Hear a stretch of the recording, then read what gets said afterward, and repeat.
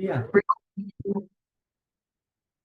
Thank you, everyone, for joining us in this final section.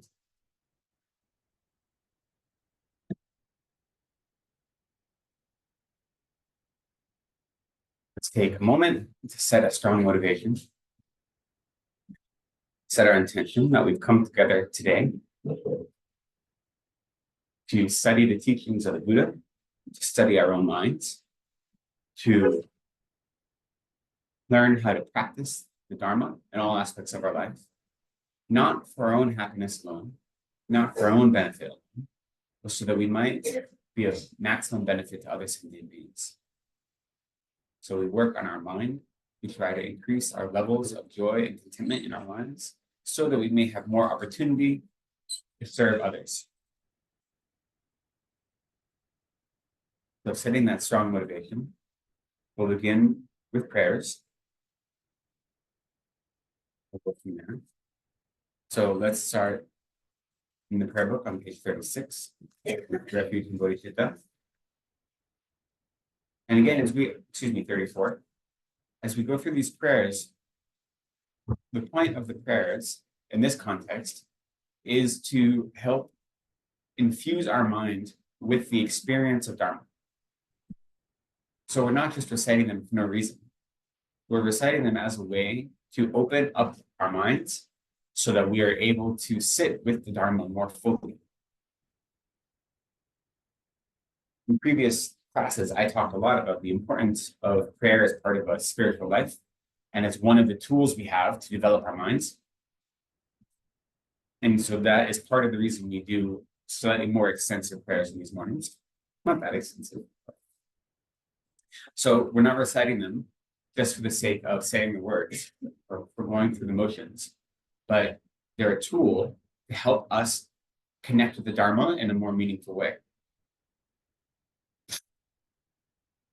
So we'll start with refuge and bodhicitta, and we'll do 3 times in Tibetan and then once in English. And then the remainder of the prayers we'll do in English.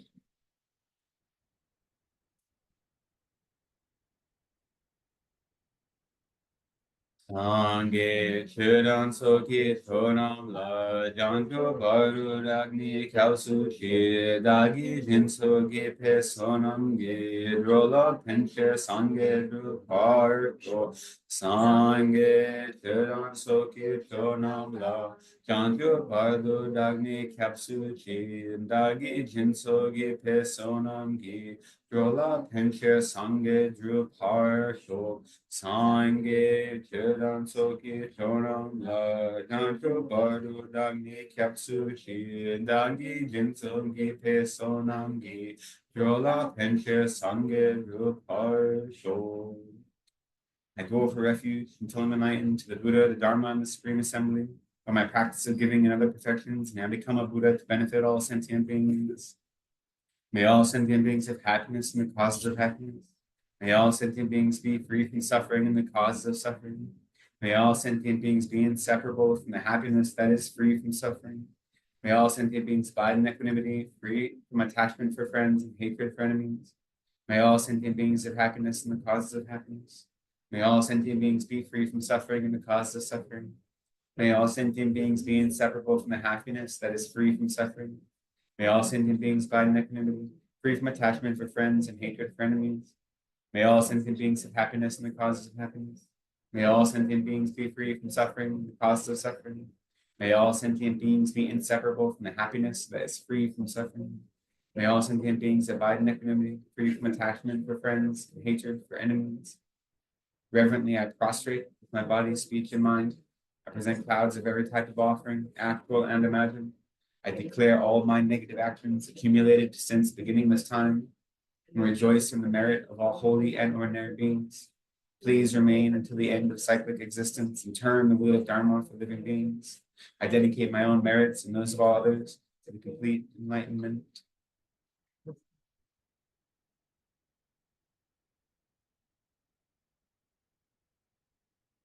This ground, anointed with perfume, strewn with flowers, adorned with Mount Meru, the 4 continents, the sun, and the moon. I imagine this as a Buddha field and offer it. May all living beings enjoy this pure land. Idam Guru Ragna Mandala Tamyayataya. We'll continue with Praise Shakyamuni Buddha on page 73.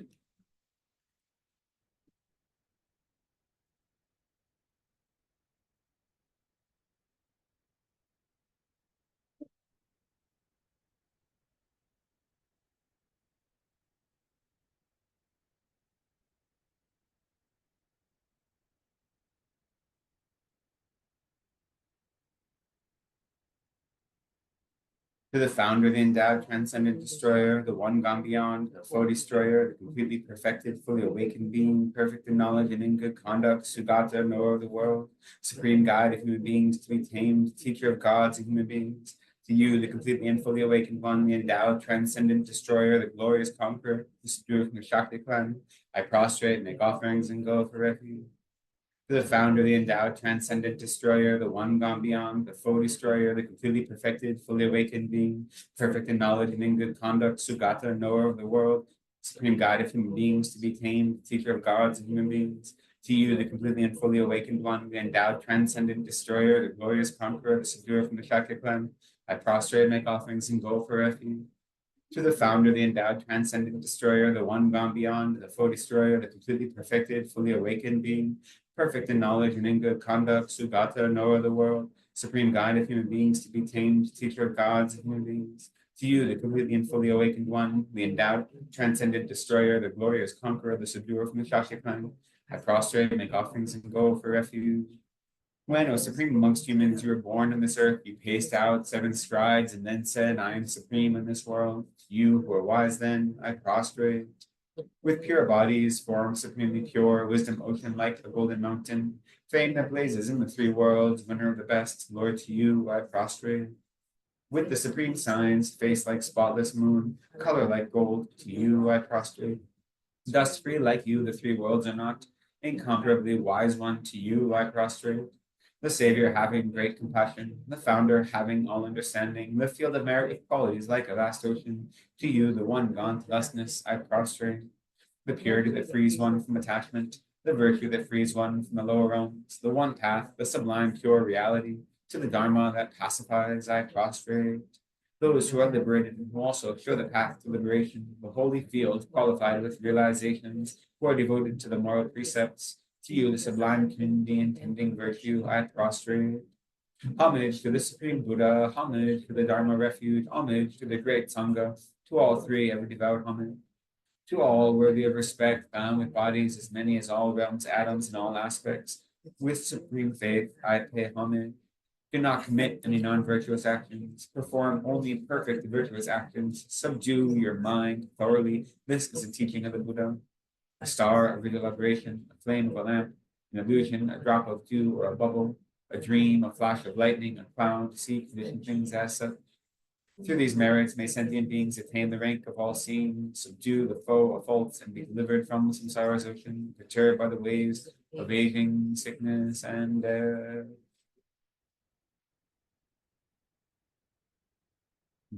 Let's continue on page 93, the foundation of all good qualities.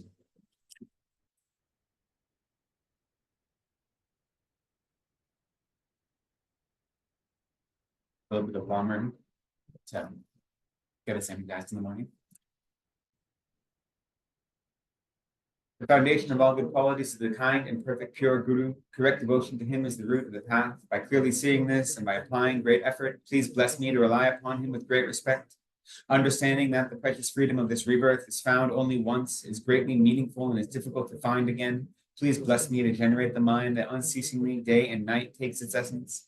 This life is as impermanent as a water bubble. Remember how quickly it decays and death comes. After death, just like a shadow follows the body, the results of black and white karma follow.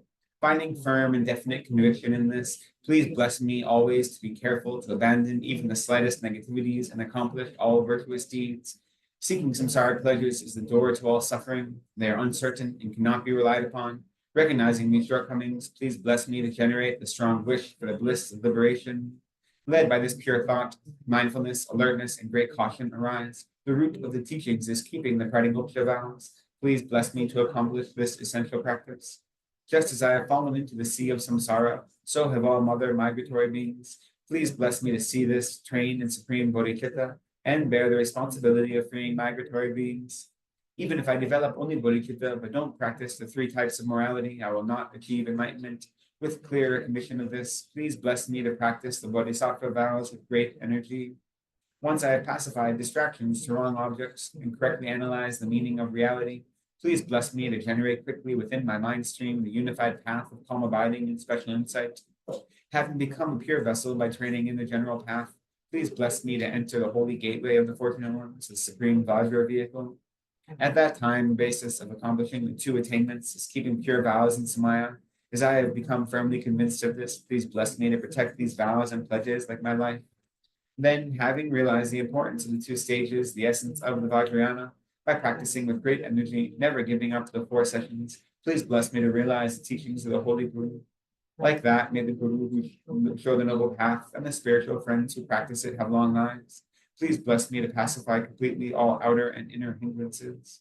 In all my lives, never separated from perfect Gurus, may I enjoy the magnificent Dharma. By completing the qualities of the stages and paths, may I quickly attain the state of Vajra Dharma. Let's finish our prayers today with heart spoon.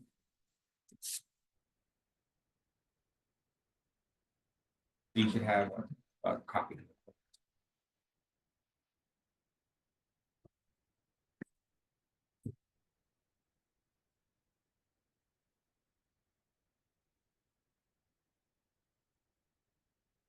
Her kind Lama, look to this pitiful one, how I behave and how I've treated myself my entire life. Please look upon this mindless one with compassion. The essential advice to give yourself, heart spoon, keep it deep within your heart. Don't be distracted. Don't be distracted. Reflect upon the state of your life from the essential drop at your heart.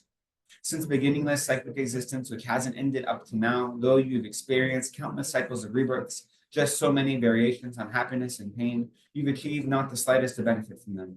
And though at present you've attained leisure and fortune so difficult to find, always till now they've finished and been lost, have been empty without meaning. Now, if you care about yourself, the time has come to practice the essence of future happiness, virtuous actions.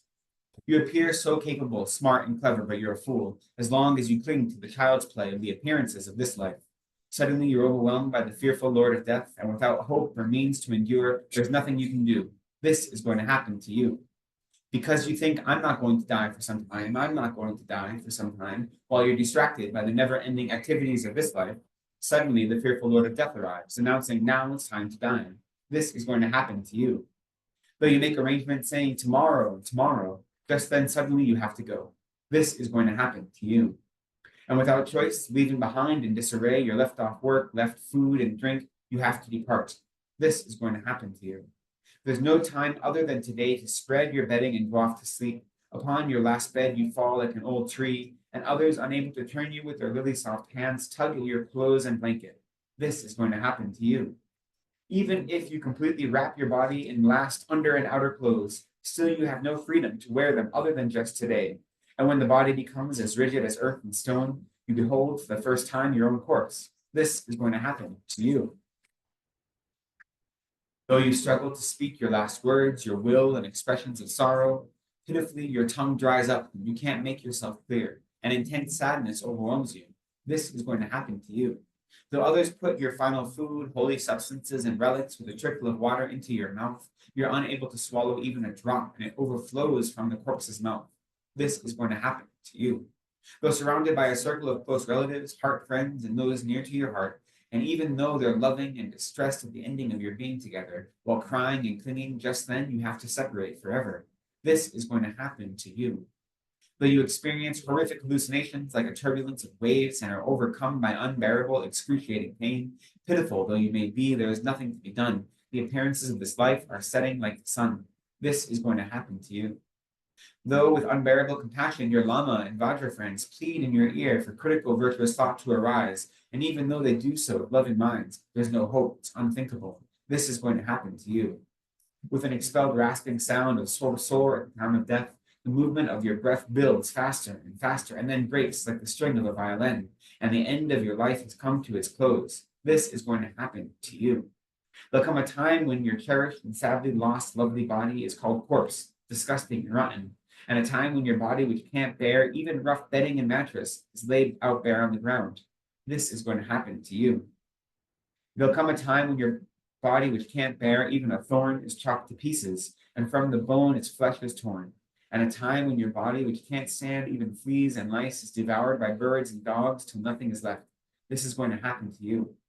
Though you go to so much trouble blowing, dressing your body in the finest of clothes, there'll come a time when that body is placed within a burning house, and your body, which can't tolerate even the fire of a glowing stick of incense, must be burned in the midst of a fiery conflagration. This is going to happen to you. There'll come a time when, entering into roaring flames, all of your flesh and bones are burned and reduced to a pile of ash, or a time when your body, which can't bear even heavy cloth, is wedged tight in a hole in the ground. This is going to happen to you. There'll come a time of the announcing the deceased, so and so, him or herself, at the beginning and end of your sweet name. This is going to happen to you. And a time when the area is filled with the sobbing sounds of your affectionate, close companions and circle of servants. This is going to happen to you. There'll come a time when your clothes, hats, possessions, and livestock will be divided up, with nothing left in the four directions and corners. And there'll come a time when, in total despair, alone, you reach the passage to the intermediate state. This is going to happen to you. The terrors of the four fearful enemies descending upon you are going to come. The appearance of being trapped under a mountain of packed rock and rubble and buried beneath a furious avalanche of earth, what to do. The appearance of being set adrift on the surface of a vast sea and carried away by violent swirling waves, what to do. The experience of your heart and ears being split open by the sizzling and crackling sounds of a fiery conflagration, what to do. The fearful experience of being enveloped and swept away by the swirling dark winds of the end of an eon, what to do. When you're driven by the powerful red winds of karma and swallowed up by a terrifying darkness, what to do. When you're bound with a lasso by the messengers of Yama and in total despair are led away, what to do. When you're tortured in so many detestable ways by ox and scorpion-headed karmic agents, what to do. When you're before the Yama king, the Lord of Death, and he weighs up the white and blacks, your virtuous and non-virtuous actions, what to do. When Yama exposes your lie of having spent your human life in attachment, hatred, and deceit, what to do. When at Yama's court, the punishment that is the ripening effect of your negative actions is meted out, what to do. When your naked body is stretched out on the glowing red-hot iron ground in the fires of hell, what to do. Though your body is cut to pieces by a rain of weapons, still you must experience it without dying, what to do. Though you're cooked in molten iron until your flesh falls away and your bones disintegrate, still you must experience it without dying, what to do.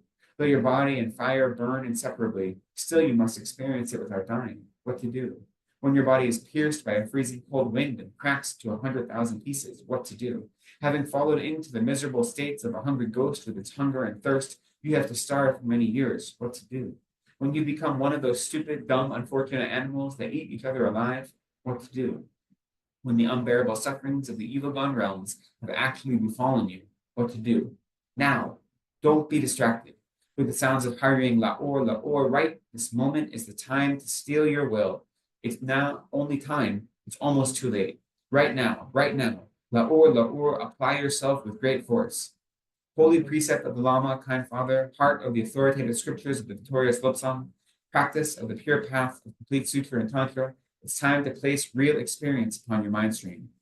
Who's faster, Yama, the Lord of Death, or you in your practice of realizing the essence of the eternal dream, the welfare of both yourself and others, as much as you can each day? Unifying the three doors of your body, speech, and mind, put the whole of your effort into your practice.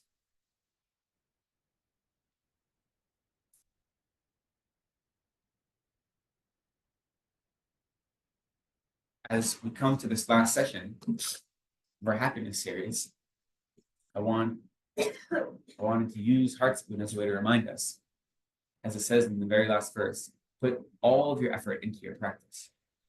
So everything we do should be our practice. And we could think of that as a spiritual practice. Think of that as a practice to become a better person, to develop our mind, to work for others. It doesn't always have to have the outer appearance of being a spiritual practice, because the practice is an inner practice, right?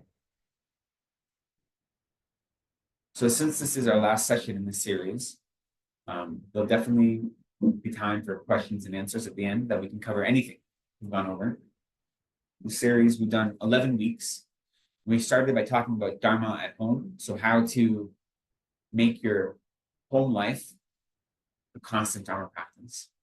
And then Dharma at work, school. So how to make life outside of your home a constant Dharma practice. And the last two sessions have been about how to take negative emotions and toxic environments and transform them into a constant spiritual or Dharma practice. So the official topic for today is how to meditate to conquer negative emotions, which is kind of what we've been talking about the whole time. So we'll talk about that, but any of the topics we've discussed or anything else that comes up, now is a good time to bring it up. Okay, so don't hesitate. Now, what I wanted to start with, this is called the happiness series, right? What do we mean when we say we're searching for happiness? Especially when we say we shouldn't be searching for the happiness of this life only, right? We talk about happiness, worldly happiness, as a type of suffering. So what does that mean to say we're still searching out happiness? And why are we searching out to have happiness in this life? If that's what we're searching for. Anyway, what do you think? Like, honestly, when you say, like, I want happiness, we can see, there's the easy Buddhist answer, right? There's the easy answer. It's the permanent, unending happiness of Buddhahood. That's what we mean. But do we really mean that? Like, we mean it, like, at one level. But we also want happiness in this life. Like, we don't want to suffer. And we see the examples of the Bodhisattvas and of our teachers, and the examples that are taught in these mind training texts and other texts that say all experiences, we should take them as the same flavor, whether they're experiences of happiness or suffering. Develop a mind of contentment that isn't excited by external attachments to happiness and isn't overwhelmed by suffering. And that's true. We should be striving for it. But we do want happiness to some extent, right? Even worldly happiness. When I think of wanting happiness in life, I recognize that any worldly happiness, whether it is my experience of happiness or due to positive circumstances around me, I recognize it is not true happiness. I recognize that it is not going to solve my problems. It isn't freedom from some suffering. Yet, it is a moment where good karma I've created is ripened. So I can A, rejoice the fact that I created that karma in the first place. And B, I can use that experience of worldly pleasure to work on my mind. I can say, look, I have the opportunity now where I'm not overwhelmed by difficult circumstances, either inner or outer circumstances. And this is a moment that I can practice more fully.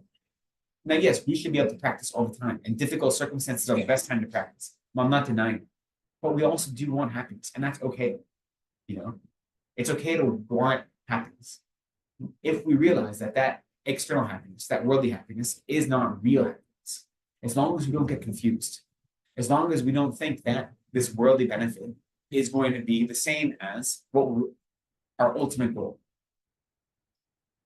So I think it's important to think of what do we want when we say we're searching for happiness. I think ideally, what we're really searching for is to develop a mind of contentment, a mind that can be level and calm and have joy regardless of the external circumstances. I don't want a mind that's only going to be happy when I win the lottery. I want a mind that's going to be able to stay somewhat level and find the good in other people and in the circumstances, no matter what they are. Now, when nice things happen, I'm not going to say, oh, I don't want nice things to happen. I'm going to appreciate that nice things happen, but then use them for my practice. It's a state of mind based on good health, a peaceful relationship, family, and bosses. I mean, that's exactly what we're looking for. So looking for a decent amount of material benefit to people. And so a sustained peace of mind that is to some extent based on a peaceful relationship with people that are close to you, and enough external facilities that you can practice without severe difficulty. That's true. But that's also what almost everyone is looking for, right? When they want happiness. And So- that's also external, right? It It is. should also be okay if I maybe don't have peaceful relationships. Well, I think the first part is the most important part, right? A sustained peace of mind. And then the goal is trying to find that not only when you have a peaceful relationship with others, but also when there's turbulence, right? And so being able to sustain that peaceful mind is what we're looking for. And so that, I think it's an important thing to interrogate. When we say, I want happiness, what do we mean by I want happiness? And when you read the teachings and you study and it says worldly happiness is suffering, what does that mean to you? Like, how does that feel when you hear that? And does that scare you? Do you immediately react against that? You know, and it's okay if you do, because we've spent our whole life searching for happiness outside of ourselves. So to have someone say, no, that's not happiness, that's suffering, of course you're going to react to it. When a dog gets put in a corner, it lashes out, right? That's our self-cherishing mind saying, no, this is what I need to be happy. So the trick is to slowly use that appreciation of worldly happiness and transform it into a mind of contentment, mind of peace that doesn't get bothered due to external circumstances. So that's what we're trying to do in our practice, or that's what I'm hoping to try to do in my practice. But so I encourage you to think of, when I say I want happiness, what do I mean? And when I don't get things that I want, how does that affect my mind?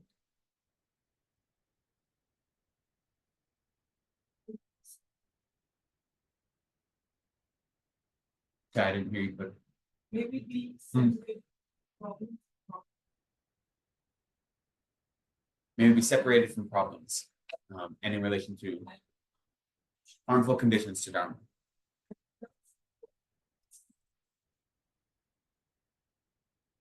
But that's true, and that is a good thing to aim for. And we do, you know, put ourselves in situations to decrease our external difficulties. For instance, you know, I live in a monastery that is creating an environment that makes it more likely for me to practice Dharma, right?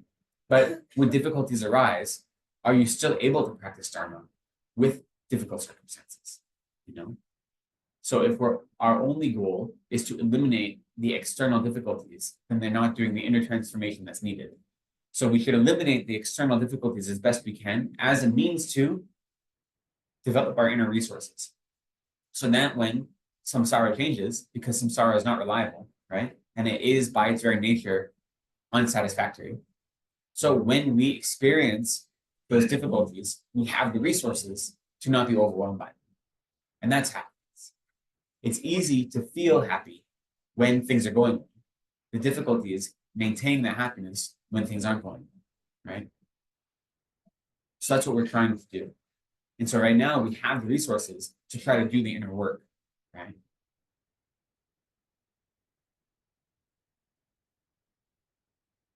So a critical part of searching out that kind of happiness, I think, is making our spiritual practice part of our everyday life and trying to collapse this distinction between my worldly life and my everyday life. Yeah.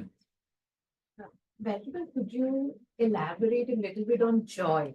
Because sometimes contentment we all understand, okay, whatever is happening, whatever I have, I'm very content. But somehow, sometimes you feel a joy, sometimes you don't. So I'm not able to really understand that experience or that feeling which we say in a dharma perspective. And I think for when we define enlightenment, it's a combination of contentment and that joy that you have. You know, elaborate a little bit on joy. Yeah, joy is important. The experience of joy from a Buddhist perspective is exactly the same as what you think it is. When you have a moment of great joy, that's what the Buddhists are talking about, right? The different thing is that in worldly life, that moment of joy is predicated on some external factor. And in our practice, we want to be able to cultivate that joy at all the time, at all factors, right? And especially when we see spiritual practice. So that is part of the reason of practicing rejoicing. Whenever you see virtuous activity, you want to cultivate that mind of joy. But so think of moments in your life when you had just moments of great joy or happiness, right? And it may be based on worldly things. Don't worry about that for the moment. Just think of that experience, you know? That experience is something we want to cultivate over and over again, but we want to change the object of that experience. We want to change the way we relate to that experience, being something that's more long-lasting and more authentic to the Dharma. But the actual experience of joy, you know, when depending on how strong it is, like you feel light on your feet, you may even feel butterflies in your stomach, like you have physical sensations of pleasure in that way. That is joy in Buddhism. So it's the same thing, but we're trying to recognize that that is dependent on external things, you know. So when I see people practicing the Dharma and engaging in virtuous activity, I want to have that same experience of joy at seeing others practice Dharma. So that means I have to disconnect that joy from my own receiving of samsaric pleasure, right? So we do the work of disconnecting the experience of happiness and joy from samsara and realize that that is a mental factor that we can cultivate on our own, that we can develop. And when we point it towards virtue, we become stronger. When we make it our habit to have joy in virtue, our own virtue and the virtue of others, then it becomes stronger. And that is why, that's what I mean when I say we need to make our whole life's Dharma, is because the whole point of Dharma is recognizing that our lives are propelled by habit, right? And we can say this habit is the result of lifetime after lifetime of karma and imprint, but our lives are propelled by habits. And right now, most of our habits are related to samsara. They're habits related to suffering. So we need to create new habits that are related to virtue and are related to being free from suffering for ourselves and for others. And so when you say that my spiritual practice doesn't exist just when I am in the Gompa, it doesn't exist just when I'm meditating, but it exists in everything I do, that's saying that I want to create the habit that I'm always leaning towards Buddhahood. I'm always leading towards a mind that cherishes others, no matter what my external activities are. And by creating those habits, even in just a worldly sense, we are, rewiring our brain and our neurochemistry to always be aligned with that. So joy, the one benefit we have, and one of the reasons we have being perfect human rebirth is so rare, is that we have a combination of happiness and suffering that allows us to practice the Dharma. We have enough positive conditions that we can practice, but enough difficult conditions that we're compelled to practice, right? If we didn't, some of the God realms, they don't have enough external suffering to compel them to practice Dharma, because all they have is this external happiness. And so they don't have any reasons to practice. So that one of the reasons being human is that we have that enough suffering that compels us to practice. But we also have positive experiences. We have these experiences of happiness and of joy. And they may be worldly and not long lasting, but they give us a taste of what spiritual joy can be. And so you're right, contentment and joy are different. Contentment is that no matter your external circumstances, your mind stays calm and peaceful and it isn't disturbed. That whatever occurs, you're able to incorporate it into your practice. But then joy is looking at virtue, whether it's your own virtue or the virtue of others, and then feeling a physical elation and because of it. And when you get into tantra practice, then there's other levels of joy that we cultivate, right? But we're not talking about that here. We just mean in this sense. Even in my very small experience, I've seen just a warm-heartedness with everyone gives you a lot of, I don't know if it's called joy or happiness, but just warm-heartedness towards every being you like, you don't like, but just a warm-heartedness gives a very nice feeling, something more than, I would say, than contentment. Yeah, no, contentment is being level, I think one of the most amazing things about Dharma for me is that so much of it is common sense. And sometimes I'll be talking to my sister or other friends who are not Buddhist about like what I would, usually whenever I teach here in Bangalore, I often talk to my sister the next week. On Tuesdays, I don't have class, and so she calls me on her way to work. She has an hour-long commute to her job. So often Tuesday nights, I talk to my sister. And if I just come from a class, I talk about what we talked about in the class. And she's like, well, yeah, that makes sense. Of course. She's not Buddhist, but exactly what you said. When you're around other people that you have this warm-hearted connection, it makes you feel good. It also makes you want to be part of community, and it makes you want to practice more, right? It all feeds into itself, and that all is common sense, right? And that's the beauty of most Dharma, is that it's common sense. And all we have to do is unlearn the things that are harmful and use our common sense experiences to create new habits, right? But exactly, that contentment is not being disturbed. And the important thing is, with contentment, is not only not being disturbed when things go wrong, but not being disturbed when you get great external experiences. So if you win the lottery, or you get a good raise, or someone who you're attracted to asks you out on a date, right? Not letting that totally disturb your mind. you can be happy and be like, this is great. I'm glad that my circumstances have, positive circumstances have ripened. But that shouldn't upset your practice. It shouldn't upset your mind. So you should be able to maintain the same level of peaceful mind. And then you say, now that I have these circumstances, how do I behave, right?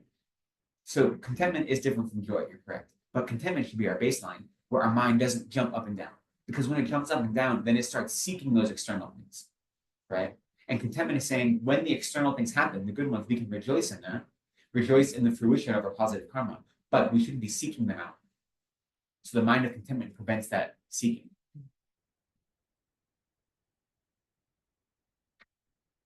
So this idea of creating new habits is where we get to the idea of meditation. So meditation, term for meditation in Tibetan, right, is gong, become familiar with something. In general, we say what we're doing when we meditate is becoming familiar with our own minds. But in this case, we're also trying to become familiar with virtue, right? And so when we're meditating to get rid of the negative emotions, the afflicted emotions, rather, then we are meditating, becoming familiar with the antidotes, whatever that may be. We'll talk about what that means. But so again, it all goes to this idea of creating new habits and being able to recognize our own bad habits. So that's what we need to study. And we need to analyze our own minds. Because if you don't have a conviction that anger and attachment are harmful, you'll never apply any effort to overcome them, right? So you have to study enough to develop at least some level of conviction that those are harmful minds. That jealousy, that spite, that malice, that negative rejoicing, that these are harmful minds. And once you develop some intellectual conviction, then you start to pursue effort to not allow them to control you. So that's one. And that's why study is important in that regard. But at the same time, you have to then analyze in your life when those emotions are actually in control. And right now, we often fall under the sway of our afflicted minds without realizing it. So part of our meditation practice is being able to go and analyze our behavior throughout the day and say how much of this was due to a negative mind compelling my behavior and how much of it was me actually being in control of my actions in a meaningful way. And so when we meditate, what we're doing is both of those things, right? Not at the same time. There's different types of meditation, but we have to do both. One is, well, I guess we can say that there is like the long-term meditation and like the quick fix meditation that we're trying to learn how to do both. So long-term meditation is the practice you do every day to become more familiar with love and compassion, to recognize the difficulties of these harmful minds, to analyze your experiences and see how much of your decision-making process is done out of an afflicted mind and how much of it is done from a neutral mind, how much of it is done with a mind towards virtue. So that level of meditation is like the long term, right? You're setting the bed, you're creating the conditions. But then when we are in going about our daily life, we experience things. Now that we've done the work to realize those moments of anger, attachment, and so forth, we have to do something about them right away. So then there's like the quick fix meditations that we talked about a lot. And those, a lot of them are based on mindfulness, right? Let's say, right now I know I'm overwhelmed. What can I do in this 5-minute period to help me navigate the situation now that I've realized it? So meditation becomes a tool that is a long-term tool, but also something we use in the moment, right? Just being able to focus your mind on your breath, take one moment doing that so your mind is settled, and then analyze, let's say, the anger that's arisen and see, is this advantageous or disadvantageous? What can I do to overcome this anger? Is this anger due to the reality of the situation, or is it due to my self-cherishing mind overreacting and projecting something on the situation that isn't real? So meditation is used in multiple ways, right? So we see how we employ it in our experience. And so what we're doing is we are learning to develop the antidotes for the afflicted minds. And so there's two types of antidotes. There is the ultimate antidote to the afflicted minds, or the afflictions, and then let's say the circumstantial antidotes. The ultimate antidote is a mind that realizes the nature of reality.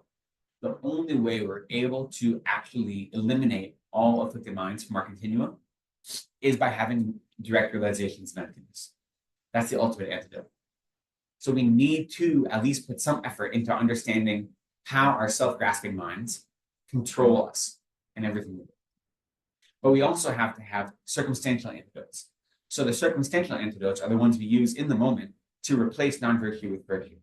So if my mind is overwhelmed with jealousy, I use rejoicing as a way to diminish my jealousy, right?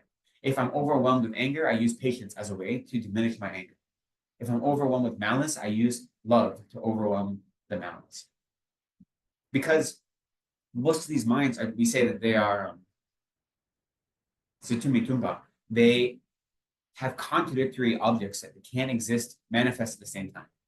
So it's impossible for me to have a mind of love and a mind of anger simultaneously manifest in my continuum, because the objects that are apprehended by those minds are necessarily discordant, right?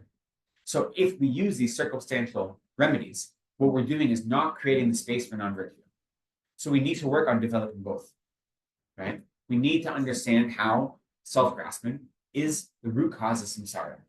Ultimately, all of our suffering comes from self-grasping. We have to understand that and work on it.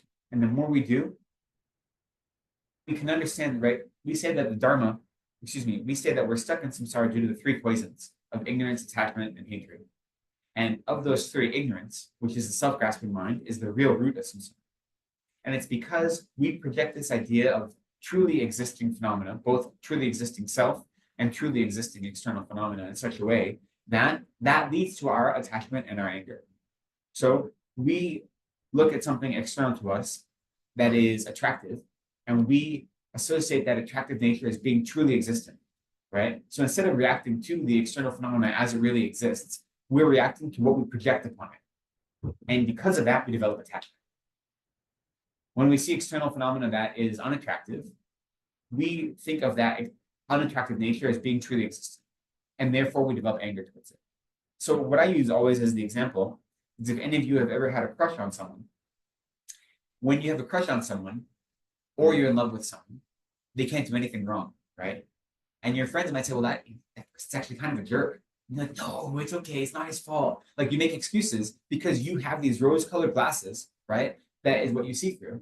And you don't react to how that person really behaves. You react to the imagined version of that person that you projected on them due to your attachment. And that's how we react to everything.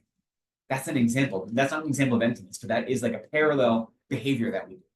What emptiness is saying is that the non-true inherent nature of all phenomena and of itself is saying is that we project those ideas on everything. And instead of reacting with the way things truly exist and the way we truly exist, we're reacting to our projection. And that is causing our attachment and our anger. And from those, all of the other negative minds are derivations, right? So when you're able to realize that, that is a really strong practice. That's why it's called the ultimate antidote. So for some people, when you're in a difficult situation, you can just remember, let's say someone insults me. There are different things you can do to not let yourself feel upset by that insult, let's say. One thing is you can recognize that all that's being upset is my self-cherishing mind, right? So that is one avenue of exploration. But another one is to say, there is no truly existing need to be insulted. It's a mere projection of my mind. And that insult that they said doesn't really exist either. It exists as mere terms. And so a view of emptiness can be used in any situation to overcome negative minds. But for most of us, it's difficult. So we practice it and then employ other circumstantial remedies at the same time. But ultimately, if you have a view of emptiness, some taste of selflessness, you can use that to remedy almost any situation. And then we practice what we call the method side, so compassion, love, bodhicitta, the 6 perfections, as a way to accumulate merit and to energize our understanding of emptiness, our wisdom. So method and wisdom work together, right? If we say compassion and wisdom, they fuel each other. So even for most of us, it's hard to have an understanding of selflessness, right? At least for me, I can't speak for you. I have a very intellectual understanding of it, and that comes from many, many years of study, and even that is, hard to grasp onto. But the more I practice in the compassion lineage or practices, it makes my ability to understand wisdom stronger because they work together. We always compare them to the two wings of the bird. You need both of them to reach Buddhahood, but they also fuel each other. They work together. So if you have a practice of meditating on selflessness, that is going to make it easier to practice the other six perfections. And in the same way, if you have a strong practice of compassion and the six perfections and the life of a bodhisattva, that will make your understanding of emptiness stronger. So they work together. So we don't have to neglect one for the other. We realize where our strengths are, we lean into our strengths and employ the strengths as a way to also improve the areas where we're not as strong. But it's important to recognize that the ultimate antidote for our self-cherishing minds, for all of our afflicted minds, is the realization of selflessness. Selflessness of persons and of phenomena. So, one of the ways, or maybe it will say, could also be to say that if someone insults us, to tell oneself that, but obviously, I'm seeing it this way, of what is there in my mind.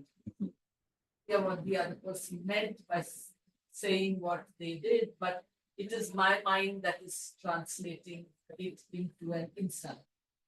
One else's mind might have translated it into a stick. Yeah. So that also can help to know that so the prism that I'm seeing it through, and that's which again I suppose is what you're saying, that it doesn't exist by itself. It is an interpretation of my mind. The insight or the love or whatever. I mean, we have to recognize that all of our experiences are filtered through our particular all of our experiences in samsara are filtered through our own like karmic lens, right? And so I experience what you say as being helpful or harmful, not dependent upon those actions, but upon my interpretation. Which is why we say that all of your own happiness and all of your own suffering, your own sadness comes from yourself. It doesn't come from the outside. Because it doesn't come from the external circumstances, it comes from how you react. Right? So when someone does something that's harmful for you, toward you, it may be that they do it on accident, they don't mean to be insulting to you, or it may be that they mean to insult you. Regardless, you react to it, I think what's helpful for me, especially when I can tell that they mean to be insulting to me or harmful to me in some way, is to always remember that they are suffering. The only reason that they're doing that, whatever it is because they don't want to suffer anymore. And they think that that action is going to bring them happiness. It's because they're confused about suffering and happiness. And so therefore, it immediately engenders some sort of... Or there's some ego problem or some... But that's the same thing, right? Having this ego problem is them thinking that that is real happiness, right? So you shouldn't think that that you are really something bad, but they're doing it for their own weakness from their own suffering side. Of course, I mean, all of our actions, right? All harmful actions are due to trying to be free from suffering. And so, but for me, the reason that's beneficial to remember is because then right away, it engenders a mind of compassion. If I can say this person has lashed out at me because they're suffering, because they have a big ego, and they think that is going to make them happy, and all they're doing is creating more suffering for themselves, rather, then that creates compassion. And if that compassion is ignited, there's no space for anger. There's no space for that negative mind, because I've replaced it already by compassion, right? But you're right that we have to realize that all of our reactions are due to our own experience that we project outward. Tsongkhapa says, and I'm paraphrasing, but even the sweet, refreshing nature of the sweet experience of a cool breeze on a hot day is due to your karma. Right? He's not saying that the wind blowing is due to your karma, but he's saying that your experience of that wind as being a refreshing relief from the heat is due to your karma. So we've created the karmic conditions to experience whatever we experience. And it's our responsibility to take control of them and say, how can I create the karmic conditions to only be experiencing positive things in the future? And when negative things come to me, I've created the karmic experience, the karmic cause for this negative experience. So instead of pushing the blame outwards or allowing that to make me feel unhappy, I say, this is the fruition of my own negative karma. And it's an opportunity for me to develop a mind of compassion instead.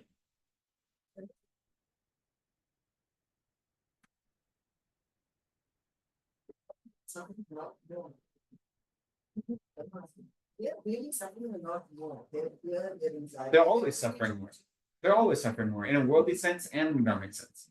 Always. Never mind in a dharmic sense. We also can see in a worldly sense. Is that right? But both of those things are true. They're always suffering. Whenever anyone takes any step to harm you, it's because they're suffering. 100% of the time. Okay. So self-grasping is one thing, emptiness is one thing. It's important to remember that and try to practice. For my life, my experience, it's more useful for me to look at self-cherishing because the self-cherishing mind follows directly after the self-grasping. The self-cherishing mind is the mind that says, I am more important than everyone else. My happiness is more important than everyone else's happiness. And we say the self-cherishing mind is the real enemy. It's the inner enemy. And that when you're able to, unless you're able to defeat the inner enemy, then you'll have countless outer enemies. External enemies only are depending on your inner enemy. So the external enemies, quote unquote, will never end as long as you have this mind that says, I'm more important than this. As long as you have a mind that says, my happiness is most important. Achieving the pleasures and perfections of samsara is most important. As long as that mind is there, you'll experience obstacle after obstacle after obstacle because this is samsara, right? Something we always have to remember. So the real work has to be done at getting rid of the self-cherishing.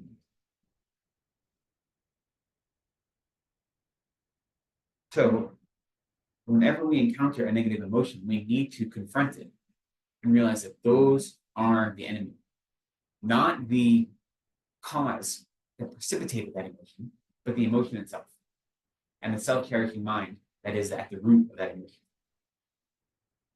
So again, the way we develop remedies are going to be different.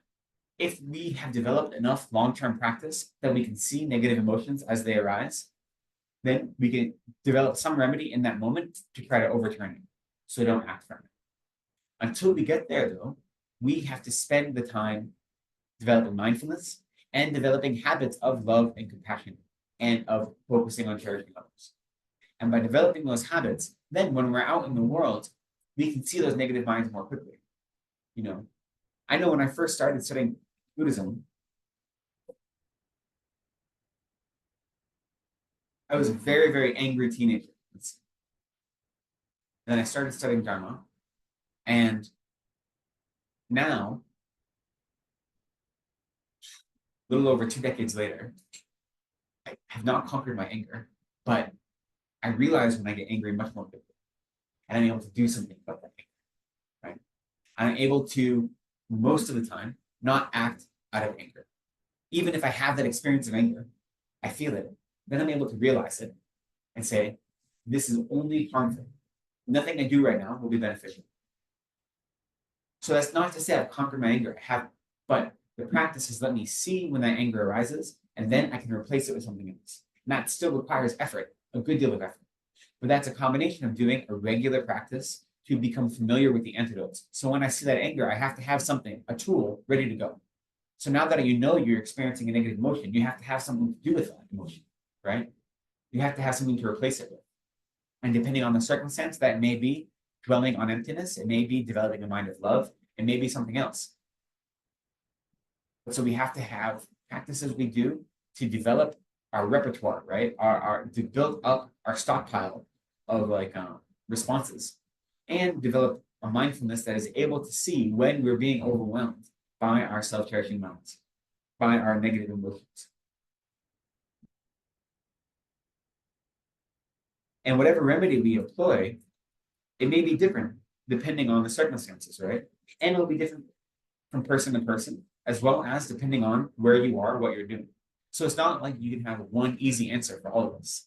If I could give you one easy answer, this would be a very short class. You can say this is the way to get rid of it, But it's gonna, even for one person, in one circumstance, you may be able to respond in one way. But then another circumstance, your level of excitement might be different. You might be around different people. Now Your it's turn of the mood Buddhist might be Dharma. different. And as a result, you need to employ a different remedy. Hello, sorry. So thinking of this idea of how to conquer negative emotions, it's a constant practice of creating a repertoire of responses so that when we notice negative emotions arising, we have different tools depending on the circumstances. You know, and the stronger our practices are, then the tools become stronger. So to some extent, we need fewer tools as we practice more and more, because you can use compassion.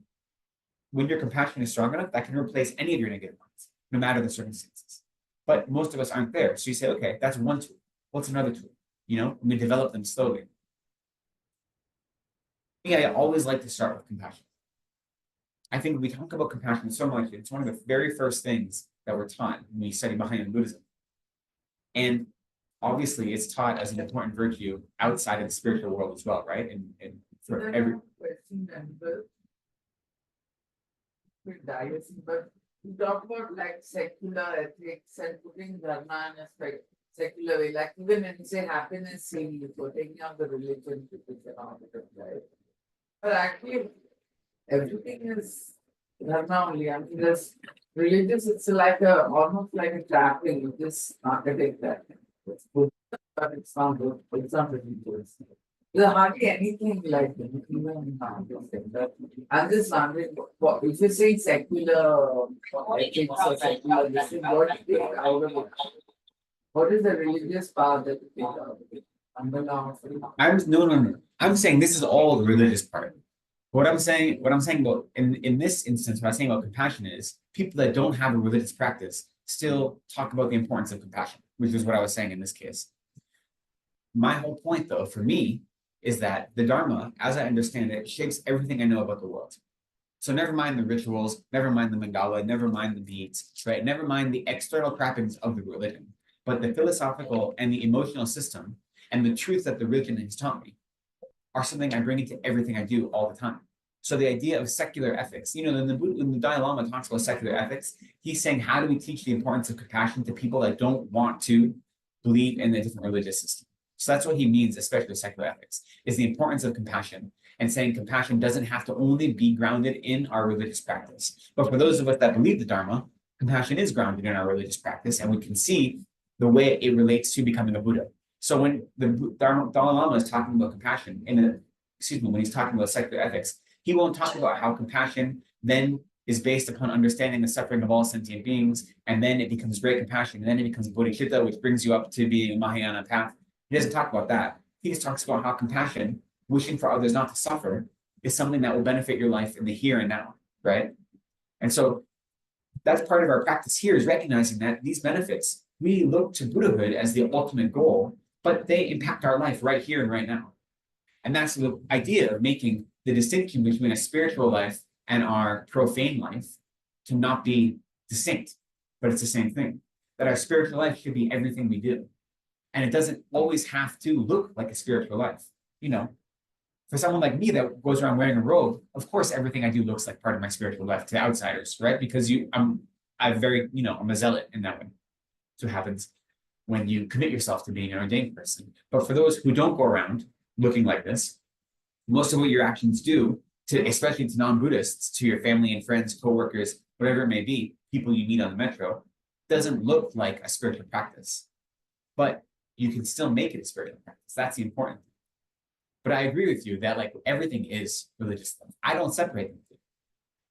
You know, that's the whole point for me.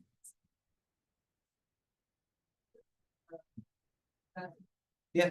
But how? So I understand what you say by developing antidotes, but isn't just the seeing of it, isn't just the observing. Like let's say you have a boss that picks on you individually. And there's a balance of power, obviously, who's your manager, you are. So even if you don't feel compassion for him, then you know, like whatever, he's in worldly sense, he is. Yeah, he's your boss. So, yeah. Yeah, he's your boss. So Or to feel compassion for him. I can see that, yeah, okay, this man is, like, he's picking on me. And so I need to be aware that I don't, sort of react to that and feel either lash out or feel upset and let it spoil my day and my life, uh, because I don't want to quit the job just yet. And so I can see, so the seeing of that helps, but how do I feel compassion for someone who, what does that mean, feeling compassion for someone when there's a balance so obviously. So one of the practices that I was going to recommend is that, so in this instance, let's say you have a boss that is mean to you. What does it mean to have compassion for them? And it's hard to do in the abstract, but think of an experience when someone has done something to you that's been hurtful, whether it's repeated or one time, and think of how you responded in that. And then what would be different if at that moment, instead of feeling wounded, instead of feeling like I have been hurt or insulted or put down, instead of any of these negative emotions that are based in self-cherishing, if you had instead said, that person is suffering, I wish they weren't suffering. And if that was the instinct, how would that change your mind? Now, it's not going to change the external circumstances necessarily. You can't clear away other people's negative minds, right? If you could, then you all be Buddhas already. But how would your whole life and experience be changed if when someone insults you, your reaction is, wow, they're suffering. I wish they weren't suffering. So in a worldly sense, it can change a job that is, if you're in this job that you can't leave for whatever circumstances, you need to stay in this job, but you are experiencing insult like this, that can be a hell, right? It can be awful. You dread going to work every day. So it can transform that to being something that you're content to go to work every day. It can give you the perseverance to continue with this worldly activity, and it can become a practice for looking at your self-cherishing mind and saying, why am I so agitated when I'm insulted? So it becomes a spiritual practice, and it gives you the motivation to keep going. Now, again, for those living in the world, we need to be practical, and we can't put ourselves in harmful circumstances and say that it's my Dharma practice to deal with this harmful circumstance. Right? It is a Dharma practice. We also have to be smart. If we're being abused by our spouse or our partner, or we're in a relationship with a boss or a coworker that is actually actively harming us, we can take the worldly steps to remove ourselves from that difficulty, right? Or when we're experiencing like strong depression or other emotional states, we may need to seek help outside of Buddhism, whether it be pharmacological assistance or a therapist or something like this. And that is all part of a practice, is recognizing that I need additional tools right now. So it's a matter of wisdom in saying that I need to be able to do the best I can. A bodhisattva, a pure bodhisattva, no matter what happens to them, wouldn't have to do that. I'm not a bodhisattva right now. I'm doing the best I can. So if you're in a position where you are constantly belittled and insulted, you say, well, how can I thrive in my job if my boss is always insulting me? They're never going to promote me. I'm never going to get good work. So then maybe you have to take some worldly action, right?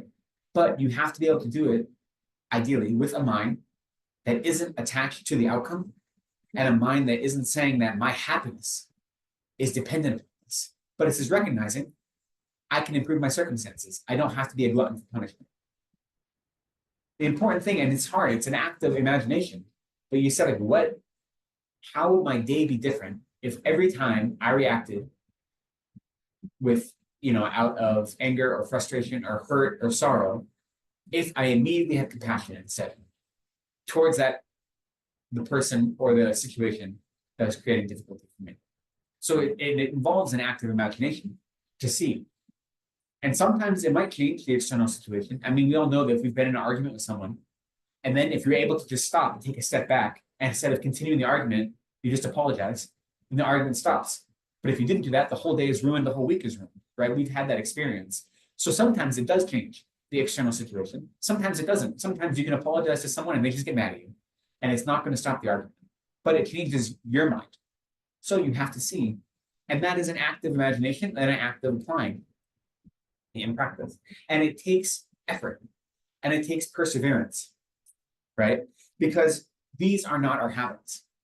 Our habit is I am the most important. My happiness is the most important thing. When someone insults me, I have to take that personally because they're doing something that hurts me, the real me that really exists, right? That's just our habit. We don't think about it. So it takes effort and perseverance to not react to them.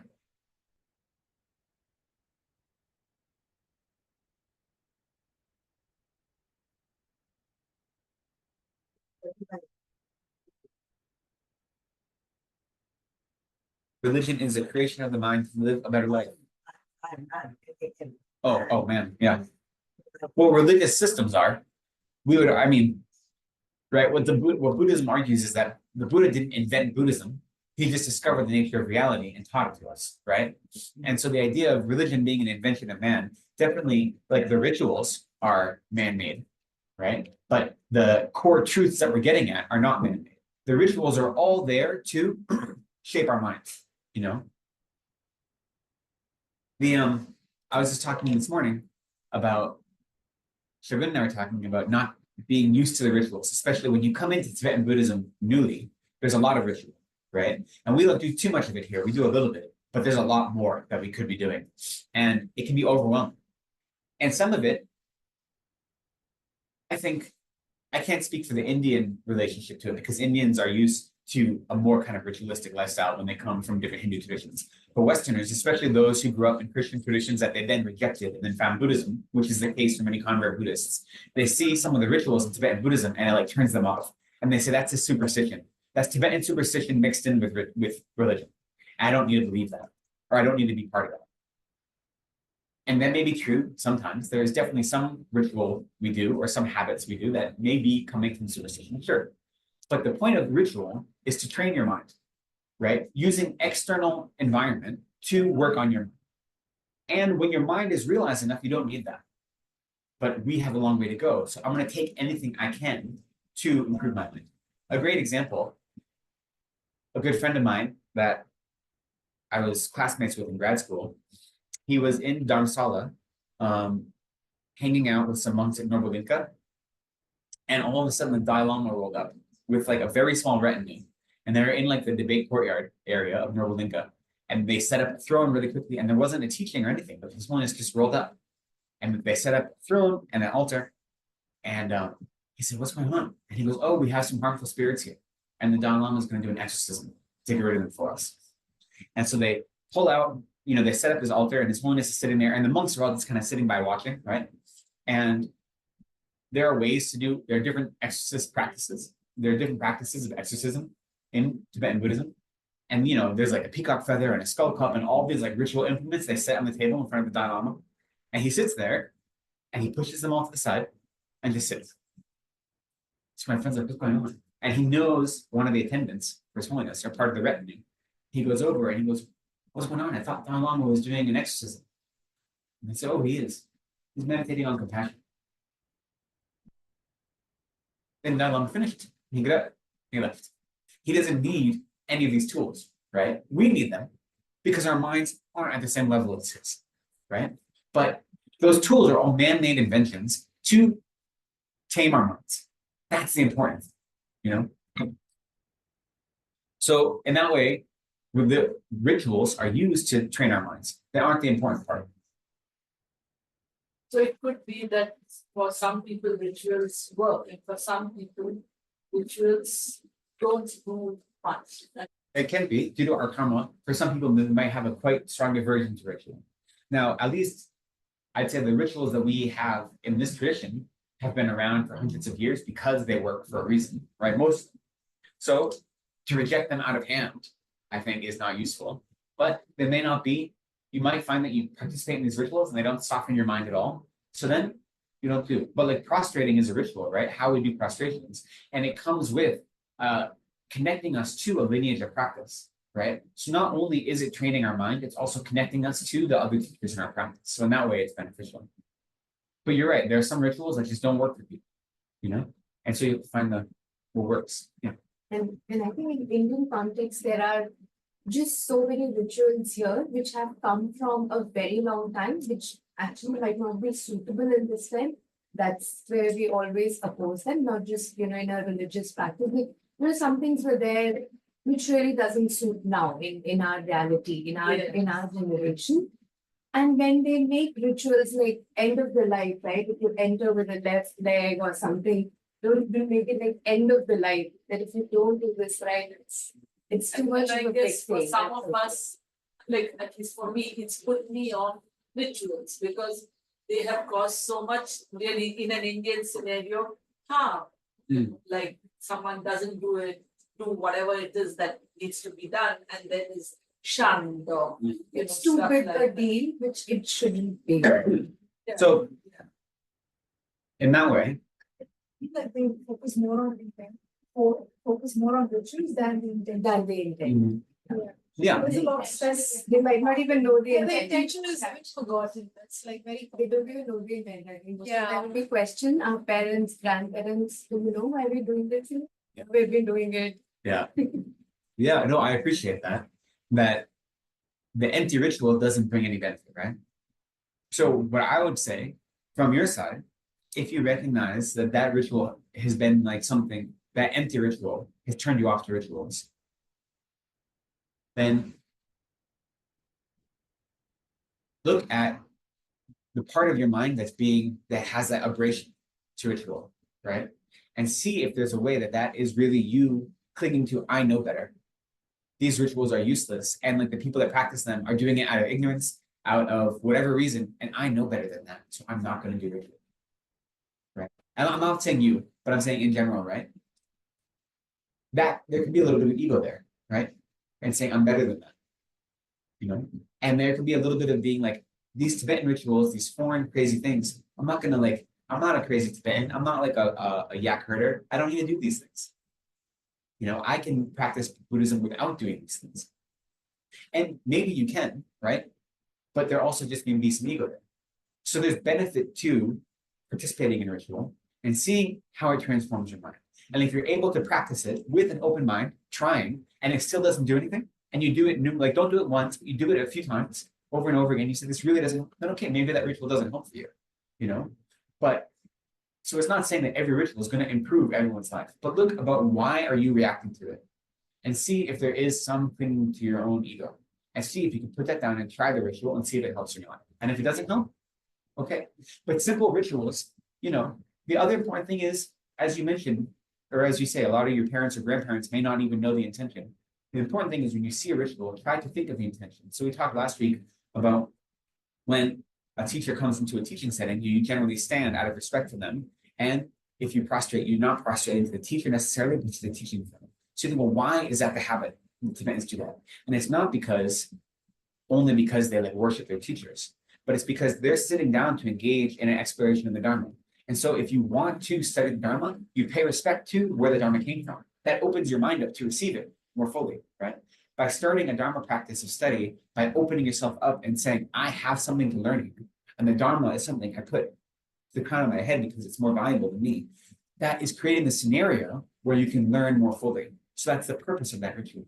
And now maybe you in your life can affect that same level of openness without going through the external situation. And that's fine, you know.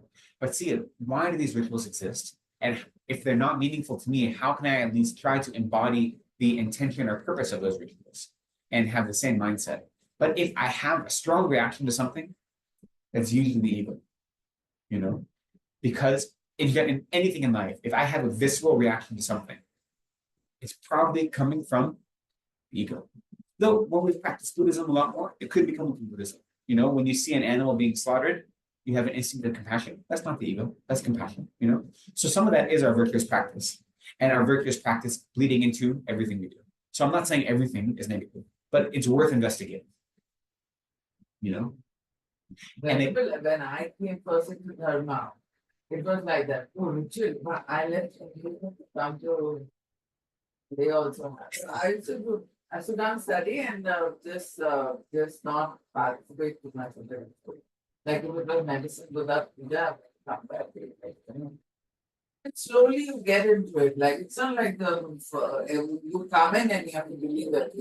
Like it's kind of make up your mind. So whatever doesn't agree, you don't have to pay it. So like that. Yeah, I think the important part is not when you see things in a Dharma context that are not familiar to you and don't sit with you, they rub you the wrong way right away.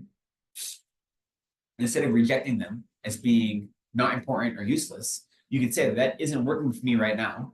So I'm going to focus my energy on the parts of the Dharma that are most effective at changing my mind right now. And then I'll come back to those later. And maybe they'll be useful.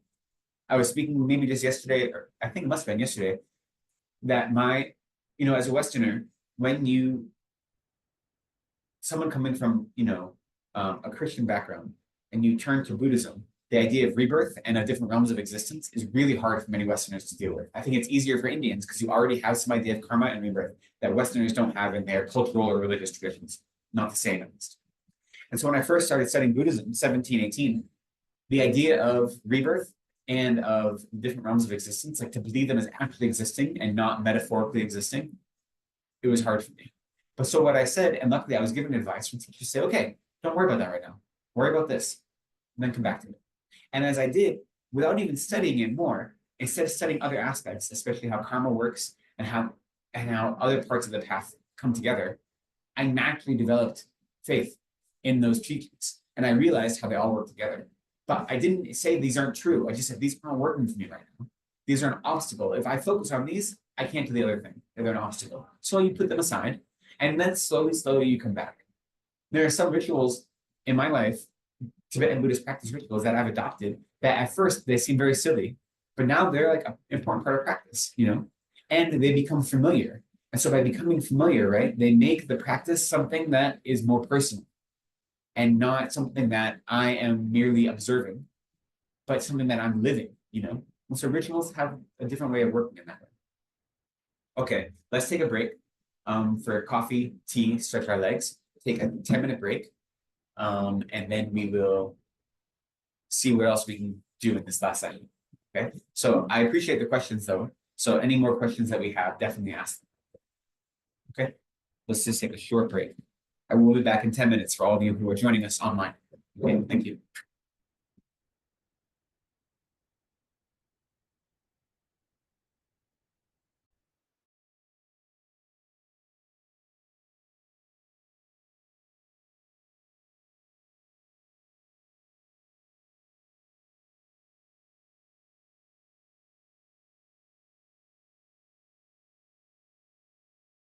The space. Okay. Yeah, that's fine. Maybe tilt it. My head is cutting in. There we go.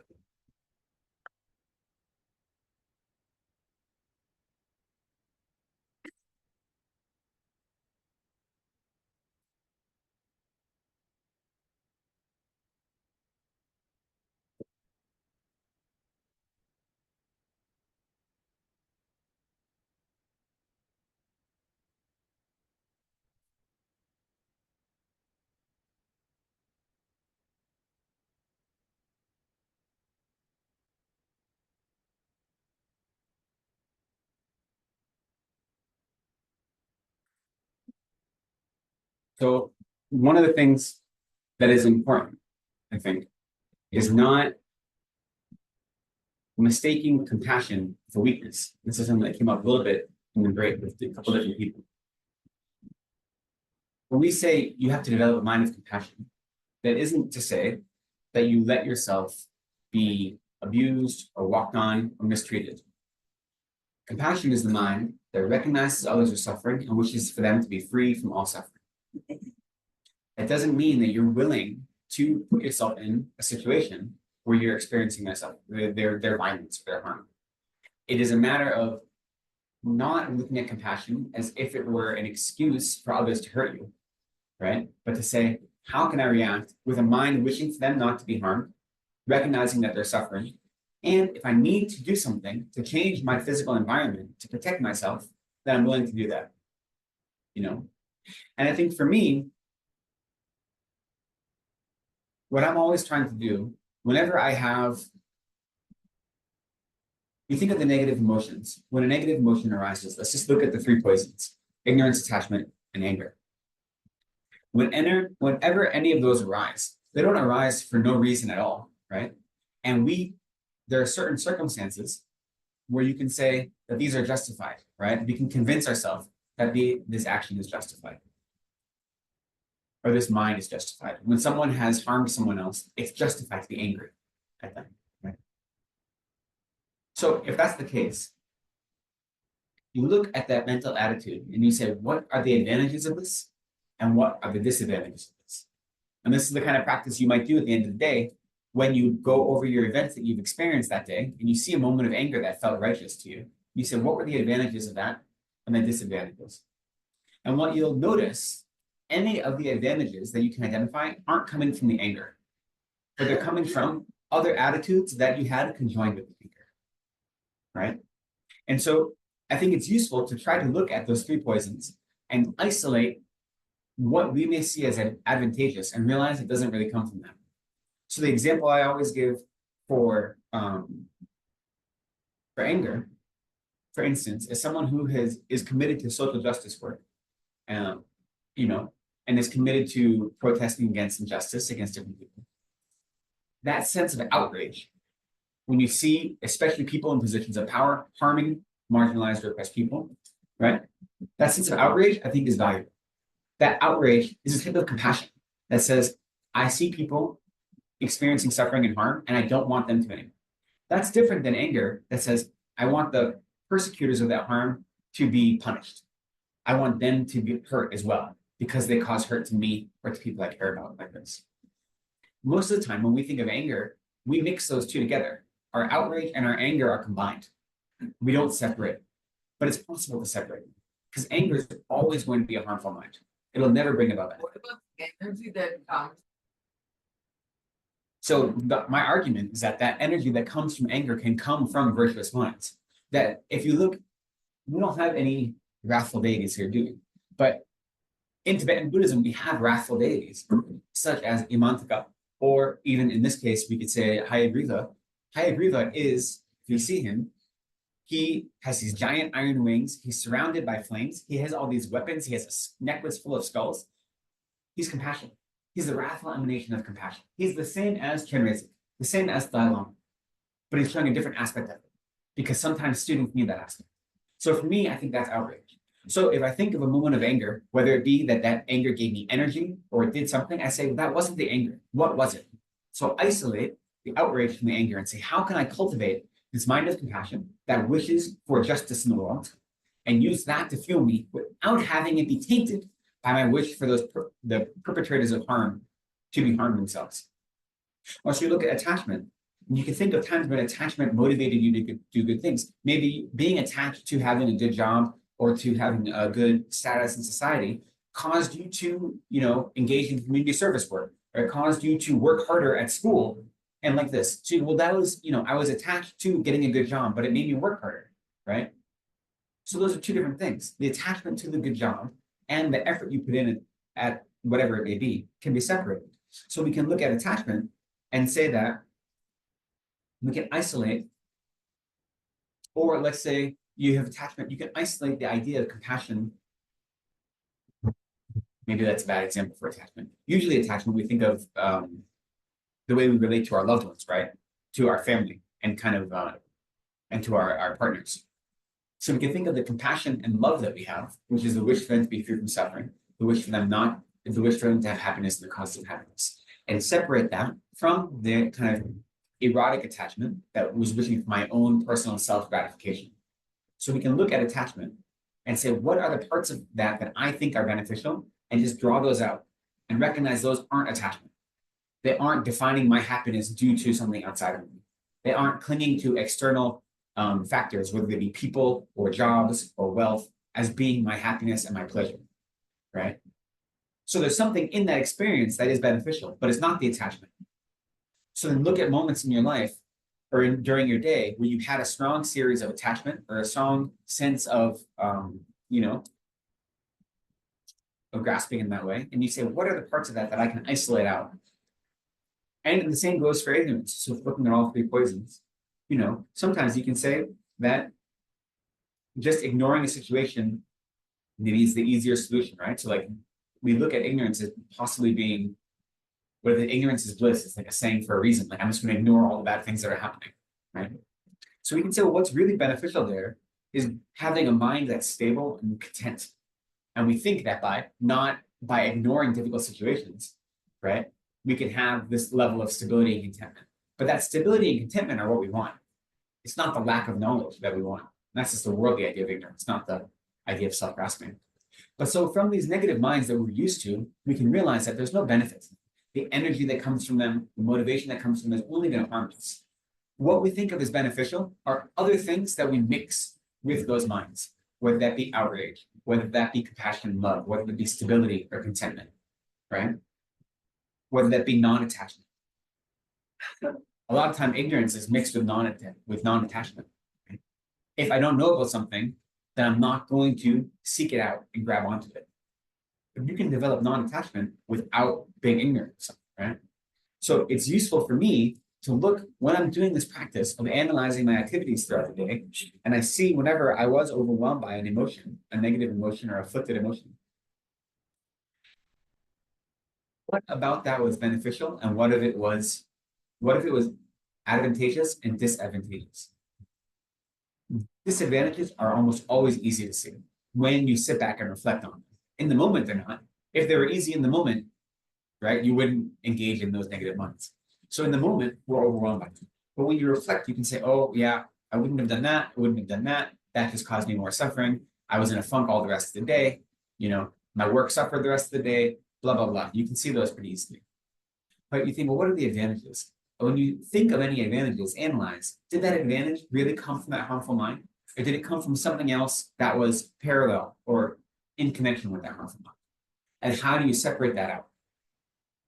Because the truth is, attachment, ignorance, anger, any of these harmful minds, those are the 3 root poisons. But there's often, we say there are 6 root delusions, and then there's 22 secondary delusions, like at a minimum.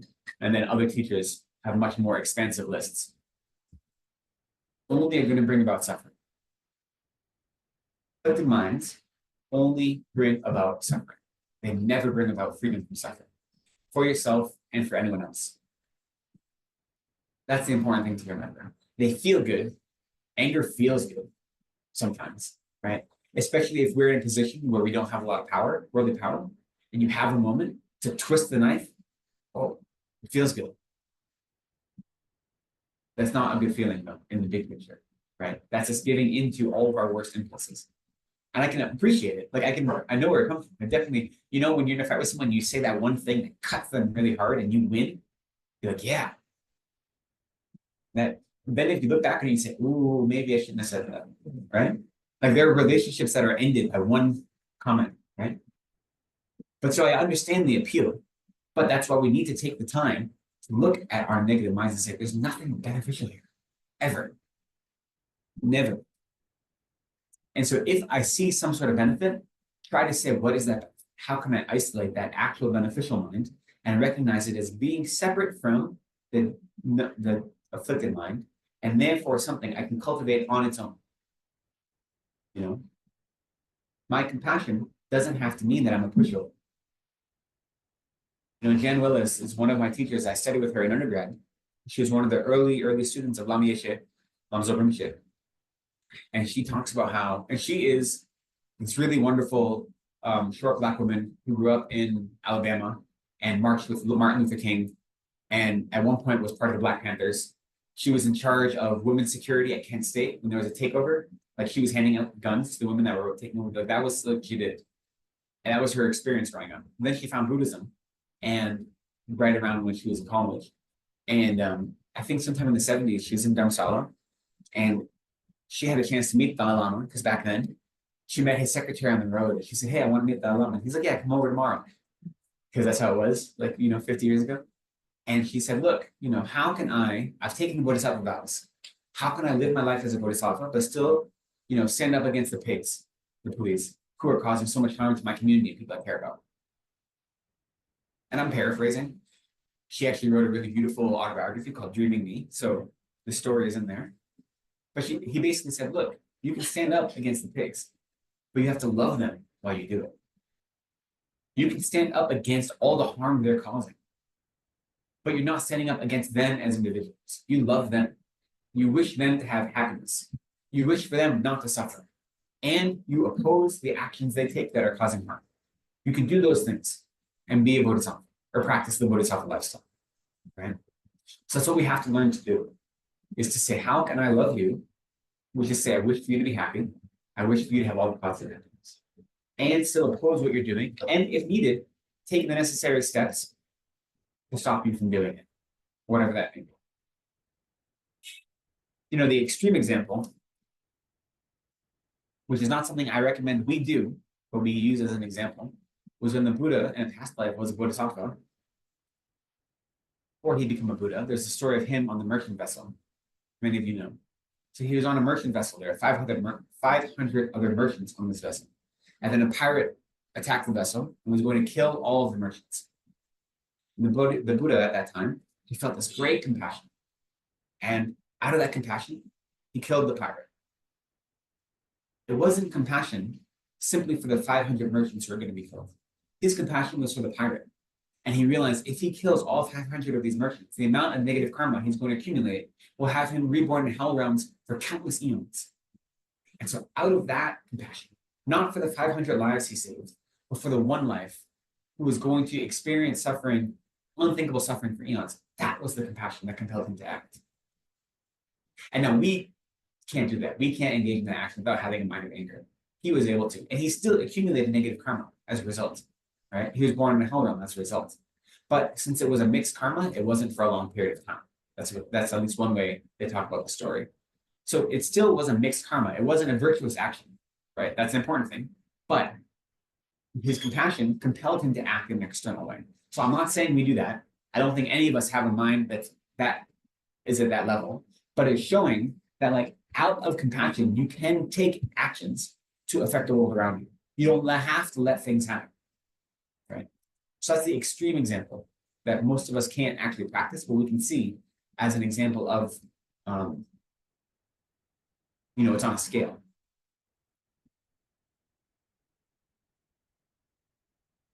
But all of this, when I say isolate the beneficial parts of these negative minds, or the beneficial or the advantages that we ascribe to these negative minds, it doesn't mean don't apply the antidotes at the same time. We need to be applying the antidotes, both the circumstantial antidotes and the ultimate antidotes, because the goal would be to never have these minds in the first place. I should never have to struggle to separate my outrage from my anger. I shouldn't have the anger in the first place.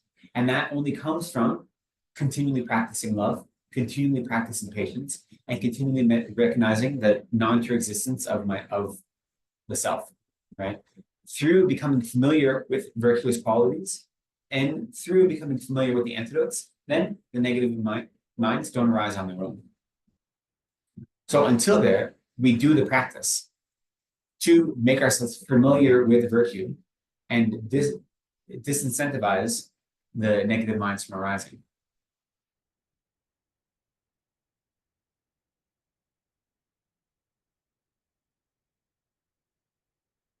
So what does it mean then when we say we're going to conquer our negative emotions?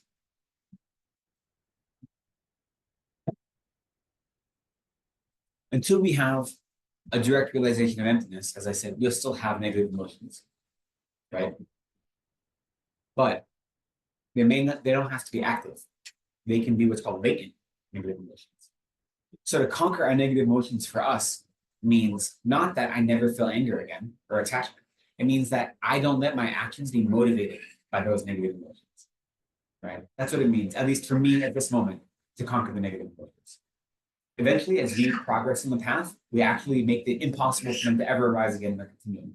That is down the path, right? For now, I feel anger all the time, But if I'm able to recognize it as it comes and I don't act on it, that's conquering that emotion, okay? So that's what we need to try to do. We need to, at least from our everyday life, to conquer our negative emotions is to be able to identify them and to be able to identify them ideally before they arise, or once they've arisen, identify them before we act on them, and then take the appropriate steps to banish them or to apply the antidote so they don't affect us. And sometimes that means simple worldly things. Like there are sometimes I know there are some people in my life.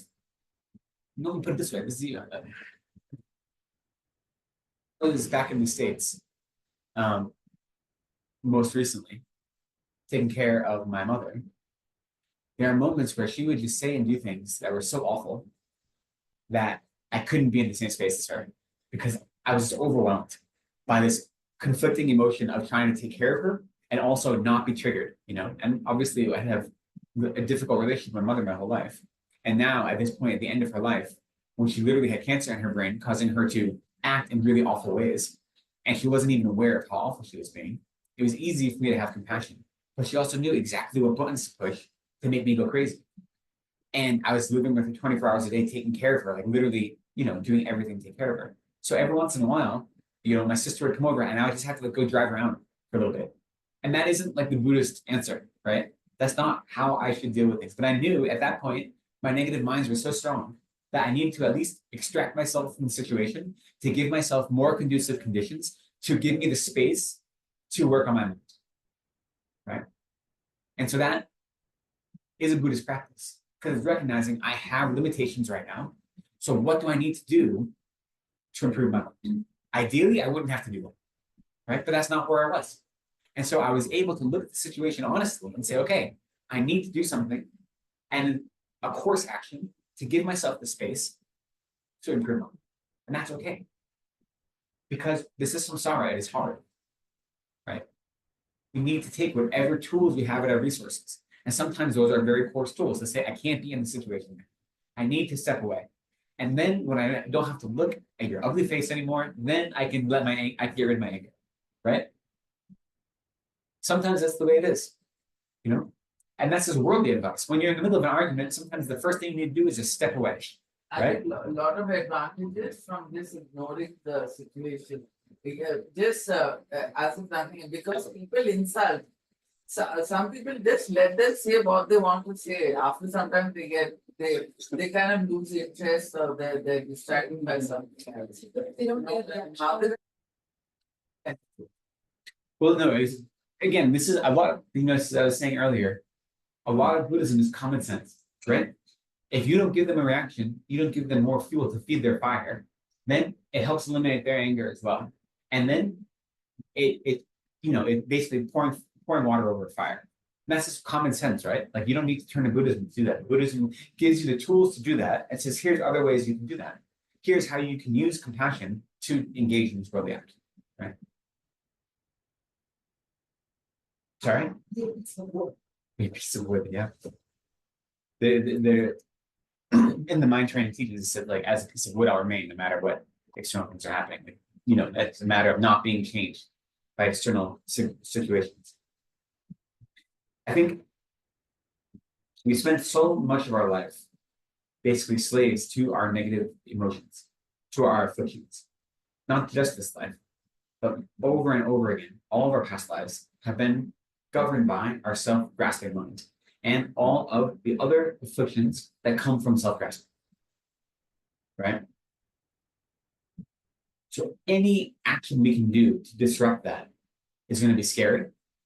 It's going to feel uncomfortable at first. And it's also going to be hugely beneficial because we've done the opposite for so long. So any small step we can take is something we should rejoice in. And it brings us closer to Buddhahood, which seems infinitesimally far away right now. But even coming together to study the Dharma, and not just the Dharma, trying to improve our minds, is bringing us closer to Buddha, even if that is countless eons away, right? And so we rejoice in that. We realize that we've created difficult habits for so long that now it's time to start transforming those habits, and it's going to be hard. We can think of in this life habits we have and how hard it is to break them. So now think of we've been doing that habit over and over and over again since the beginning of this time. Of course, it's hard to break. So that is how we use meditation, though, to try to do it. So again, we use meditation both to make ourselves familiar with virtue, familiar with the antidotes. So I want my sense of love, wishing for others to be happy and have all the causes of happiness, to be something that doesn't take effort, right? And so I do that by meditating on love. And there's numerous meditations on love, and they often are combined with equanimity, right? Developing love not just for like a vague, abstract sense of love, but you visualize a friend and an enemy and a stranger, and you try to develop a sense of love towards all of them equally, and then you expand it out to all sentiments. So I do that practice. So when I'm in the world and I have someone that's creating difficult for me, I can call upon my experience of love in meditation and say, I should have love right now for this person. How would that transform this action, right? So you need to do the work ahead of time so that when you're in difficult situations, you have the tools, right? They don't just appear automatically because you want them to. That would make things a lot easier though, but it's just unfortunately not the way it is. So that's what it means to conquer your negative emotions, is to be able to say, I'm replacing this anger with love. I'm not going to let myself be walked upon. I'm not going to let you hurt others, but I'm not going to have a harmful mind towards you when I engage in this relationship, whatever it may be. Now, we can't conquer other people's negative emotions, but we can take steps to prevent them sometimes from happening, which is to say, like again, a worldly example, if you're in an argument with someone, and instead of continuing that argument, you say, I'm going to step out of this. It's like not giving them the fuel that they can just keep getting angrier and angrier as well. So it is benefiting you, but it's also benefiting them because you're not giving them the space to get angrier as well. In general, we don't have control over other people's inner lives. So that shouldn't be our main focus because we don't have any control over it. But if you know that if I go down this path instead of this path, it'll make it easier for them or it'll cause less difficulties for them, then it's worth doing if you can do it in a meaningful and a Dharma way, right? So you can't control others' minds, but you can try to create conducive conditions for others as well as yourself. For others, especially people that you know intimately, you know what their triggers are, you know what causes them to get upset. And if you can create the conditions that don't trigger them and you do it in such a way that doesn't cause harm to yourself, then okay, that's one thing you can do. But in general, you can't control others' minds. So you have to focus on transforming your own mind and letting that transformed mind be the locus for all of your external actions. Right? It's hard when you study these mind training teachings, especially, and the Bodhisattva teachings that say, you know, when I am insulted in public, I will look upon that person as my holy guru. Or when someone who, at all times, I'll take defeat upon myself and give the victory to others, right? That is what we should be doing if we're living life in Bodhisattva. Sometimes in our everyday life, we can't do that, right? But we should aspire to. And we shouldn't dismiss it out of hand, right? We should recognize that if this is what a Bodhisattva could do in this situation, I should be able to do this. So what is as close to that as I can get, given my tools, my state of mind, whatever my resources are right now?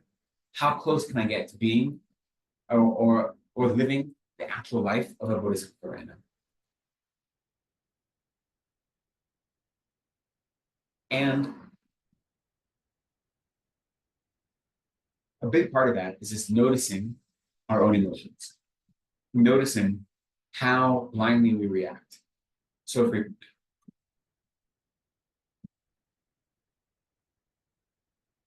Okay.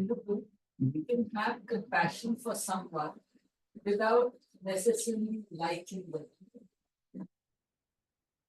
We have compassion for someone without liking them. Yeah, of course. Like, I don't like Donald Trump, but I don't want him to suffer. I want him to have happiness. And I think most of his actions, at least from the outside, they appear to cause him more suffering and suffering of other people. They appear to me. I don't want that for him.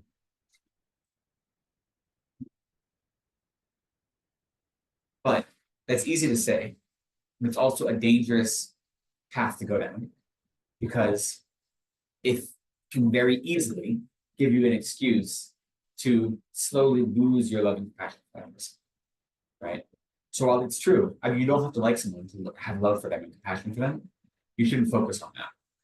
You know what I mean? Because it's very easy for that compassion and love to become temperamental. So it's true, but it also isn't the important part. The important part is that they're suffering and you don't want them to suffer. You know? So you don't think whether you like them or you don't. No, You don't like the actions. Yeah. You don't dislike it. They have Buddha nature, but the actions are.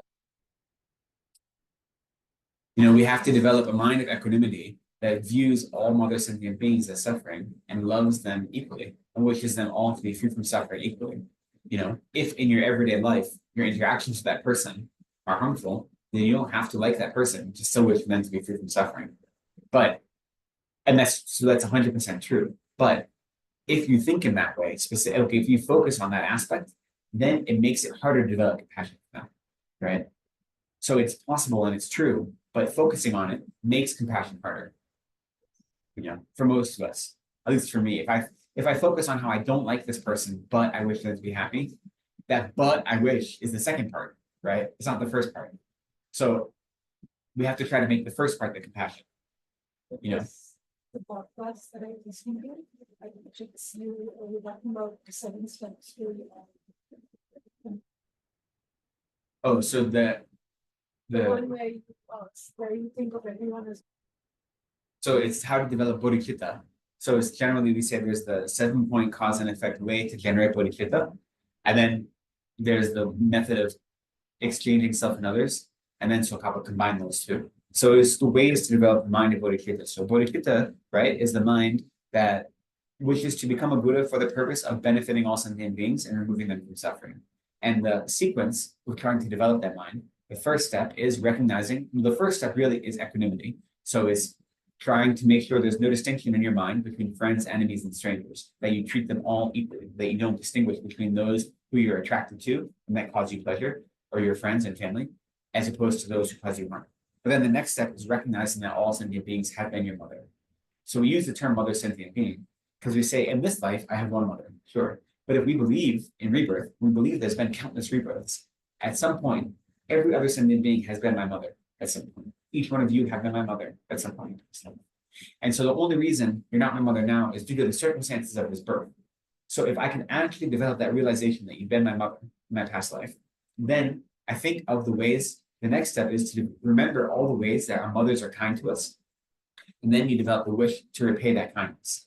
So by seeing other sentient beings as your mother, you instinctively develop the wish to repay the kindness they gave to you when they were your mothers. So that's the practice. That's the most difficult. Yeah, the first of the whole step to develop bodhicitta, the first step is the hardest, actually.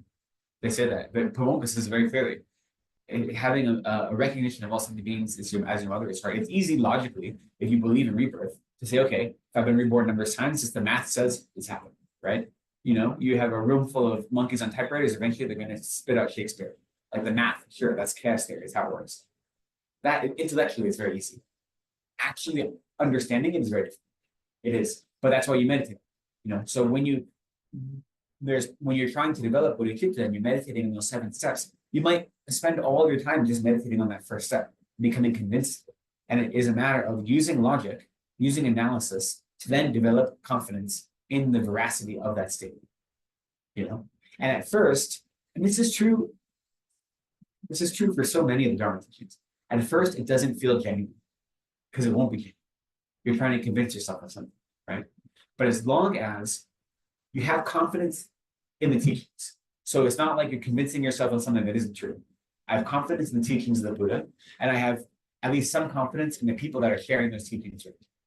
If I have confidence in that, then based on that confidence, so it's not like a blind faith, but it's based on experiential faith, we call it, right? Based on that conviction, then I believe that all sentient beings have been my mother. And until I realize that, I kind of have to convince myself of that. I have a question on meditation. Like, where does your contemplation ends, and what part of meditation? Analytical meditations, right? Should we analyze those things in our meditation, or is it a part of? What do you mean by those things? So we're saying the path is you study it, then you contemplate on it, you reflect on it, and then you meditate on it. So when we specifically say analytical meditations, in that, are we analyzing it? But then what are we doing in contemplation? Yeah. So these terms we talk about, study, contemplate, and meditate. they have very specific meanings when you get to high levels of realization. So for us, the act of analytical meditation is really a type of contemplation. And so what we mean by the term meditation is once we have some conviction in that it's a deeper level of meditation. So once you actually develop conviction in that all something beings have been your mother, then you focus on that on your meditation, and that's type of meditation from which insight can come. But until then, the analytical, what we call analytical meditation, is really a type of contemplation. It's becoming convinced of that, you know. So most of our practices, if you're when we talk about these terms, we talk about like what an advanced practitioner is doing and then how we apply that to our life. So understanding the distinction between study, contemplation, meditation is useful for us because it shows how we go about engaging with our practice of the Dharma. If you're being very specific, to have a meditation and a mind that comes from meditation, until you've achieved calm abiding, you won't have any minds that emerge from meditation or any wisdom that comes from meditation. Those have to be coming from a mind of calm abiding and or a mind of vipassana, of special insight, right? So that's the technical like limit of what it means to be meditating in that way. Is if you haven't achieved calm abiding, if you haven't achieved any of the yamshak, I have no clue in English. The what are the 8 shantila? The 8 practices, the 4 form the something I only know it's been. What is formless and formless? Yeah, what are the meditation, the minds that go around with them? Concentration. Yeah, just is there a term other than concentration? No, for formlessness is first concentration. Okay, so those levels of concentration, there's a specific term that describes what that concentration is. I can't think of it right now in English. Sorry, but it's a high level of meditation. No, shamatha is the gateway. That's okay. It's this language. The point is, it's a high level of meditative realization that comes after achieving shamatha, right? Shamatha is the meditation, the entryway. Those levels of meditative equipoise, the dhyanas, as we say in Sanskrit, those are what we mean by really meditation when we say hearing, contemplating, meditating. So we aren't there yet. So we take that same idea and put it to our circumstances. And we say, okay, I'm not there. I don't have actual meditative equipoise, but I have what approaches meditative equipoise. In the same way, I don't have bodhicitta, but I have what approaches bodhicitta, which has the same flavor of bodhicitta. Right? Whether I have that or not is up for question, but I can have that, right? We say the bodhicitta that is like the skin of a bamboo plant, or not bamboo, sugarcane plant, right? So if we say that actual bodhicitta is like the center of a sugarcane plant, which is where the sweetness is, right? The skin of a sugarcane is still sweet because it has a proximity to the central core. So my bodhicitta, whatever it may be, requires a lot of effort. It isn't real bodhicitta, but it has the same flavor as bodhicitta due to being similar to it. So in the same way with meditation, you know, until you actually achieve meditative equipoise, which starts with shamatha and then gets more in depth from there, or more solid from there, we don't have quote unquote meditation, but we have contemplation, or we can have it. And when we are like experiencing, so we have this bodhicitta meditation or emptiness, like bodhicitta meditation, when you're really not just thinking that all the sentient beings are your mother, but you're trying to develop some experience, really, you know, and pick up a person and really trying to build that experience that yes, he or she is my mother. Would that lie in some form of a meditation? Or? Yeah, that's exactly what we're doing in our meditation. And again, like it just has to do with these terms meaning many things, but to meditate is become familiar with something, right? So if I'm doing my meditation and I start by identifying, you know, Shagun, and I say Shagun is my mother, once I convince myself of that become familiar with that attitude. So I no longer have to think about it, right? Because it becomes an instinctual understanding that when I see this external person who may not be related to me in this life, I still see them as my mother, right? So that's the act of meditating is becoming familiar with this concept to make it inseparable from your mind so that you don't have to think about it. That, you know what I mean? Formless names, they have names. No, but I know, no, I don't mean the names of the dhyanas. I mean, basically, I'm trying to think of the translation of the word dhyana into English. And I think meditative equipoise is probably the best that we've got. Yeah, the formless ones have names. The fountains only have, the concentrations only called 1, 2, 3, 4. I'm trying to think of the general term for that type of meditative equipoise. I think it might just be meditative effortless. I'm not quite sure. In the piece, that's the study contemplation meditation. That's what you just said. That meditation is not preparing form of practice or in type of form of practice, but actually it's a study contemplation on realization. You could, Or like putting contemplation. yeah, for our practices, the experience of study or learning is actually engaging new material, trying to accumulate new material, coming to class, hearing things talked about. Contemplation is the action of analyzing that material and seeing if we think it's valid, see how it applies to our life, eliminate any doubts we might have about that material, and then meditation or familiarization is making it so that that material that we now are convinced is valid, make it one with our mind, so it's always present with us, right? So that can be one way to think about it. And again, that's not the technical, higher level meaning of those terms or those practices, but it's the way we apply them to our life right now, right? So yeah, think that way. So, I was gonna do a meditation. I don't really have enough time. So what I thought instead what we'll just do is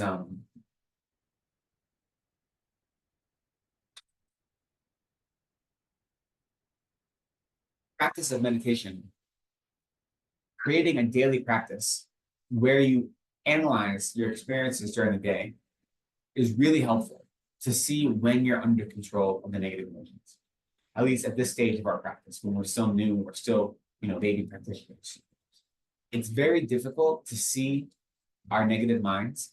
Some of the really gross ones, like strong anger, that's easy to see sometimes. But most of the kind of nefarious ways that the self-cherishing mind causes us to engage in harmful actions, it's hard to see in the moment. So it's really important, in my experience, to try to create a time every day in your evening to actually reflect on your activities of the day, and say, what was motivating my activities? So think of the major events that happened in your day, even if you're not breaking it down for every activity, just think of the major things you did during the day and see what was motivating this, and if it was motivated by a spiritual practice or by Dharma, you rejoice, right? You want to create that relationship with virtue to make it easier, right? And so you rejoice. You find joy in all those things you did that were motivated by Dharma or by a spiritual practice. And those things that weren't, recognize that they weren't, then develop a sense of regret and a sense that I don't want to continue being like that in the future. So that kind of purifies, to some extent, the negative action, right? But the important part is you're recognizing it. And by recognizing how, then you can contemplate how it is not advantageous, how it's only going to harm you in the big picture. And then it becomes easier and easier and easier to recognize it during your everyday life. But if you don't do that step of, really going through your day, and you just have this conceptual idea of the 8 worldly concerns or the self-cherishing mind, some people, that's all they need, and then they can see it in their life. For me, it's very hard. So actually spending time, even if it's just 10 minutes, to go through the big major events I did in any given day and say, was that a Dharma practice or was it a worldly practice, is really, really helpful. It really gives me a chance to see where I need to improve, And the important thing is not to do it with a sense of judgment. If you do this practice and you say, I'm such a bad person, that's not going to help you, You have to be able to recognize when you engage in, when you're following a worldly mind, recognize when you are chasing after samsaric perfections. You recognize it, you regret it, you commit yourself to not do it in the future, but it doesn't mean you're a bad person.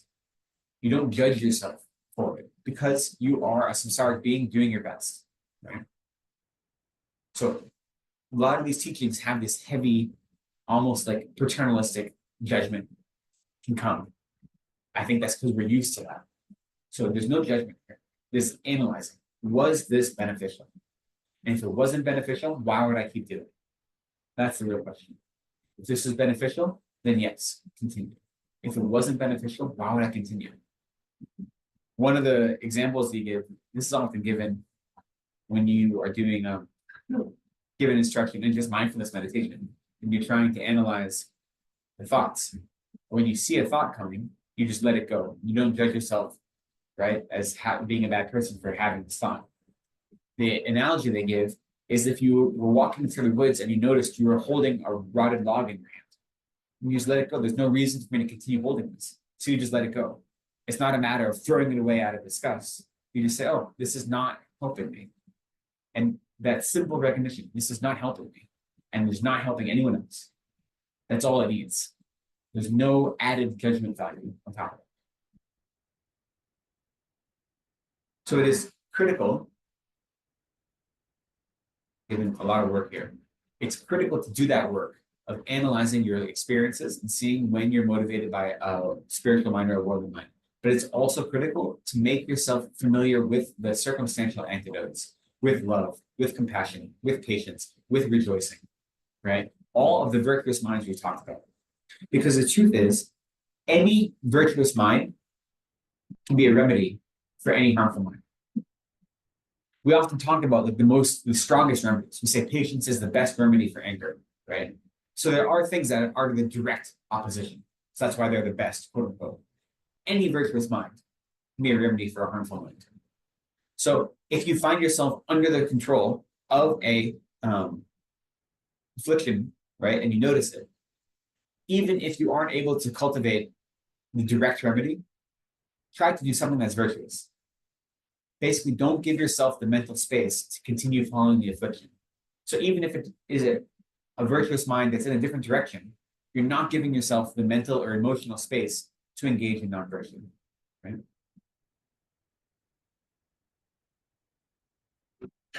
Also, the section that is talking about the happens.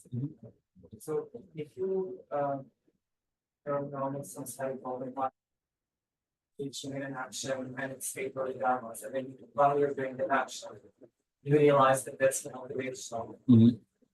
It's the best remedy in the situation. Now, just to make it relatable, like an example, you start putting on your makeup, which will be ridiculous.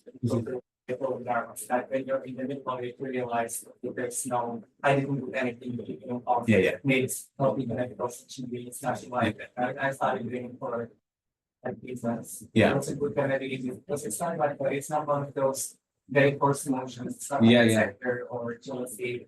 It's just okay, I'm doing it for But if you were Geshe Ben, what you would do is mess up your makeup and then go out in public.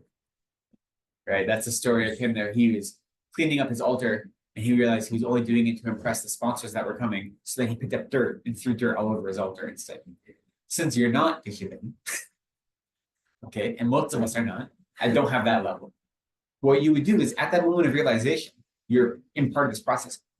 Then you just change the mental attitude and say, and that's what we say, like, and in any of the teachings talk about 8 worldly dharmas, and Lama Zopa as well in his book, How to Practice Dharma, he says, when you have black actions and you have white actions, but they're mixed actions as well. And so most of our actions are probably mixed, right? So you started this action with a worldly mind, but you realized it. And so then you just take a moment and you say, wait, why am I doing this?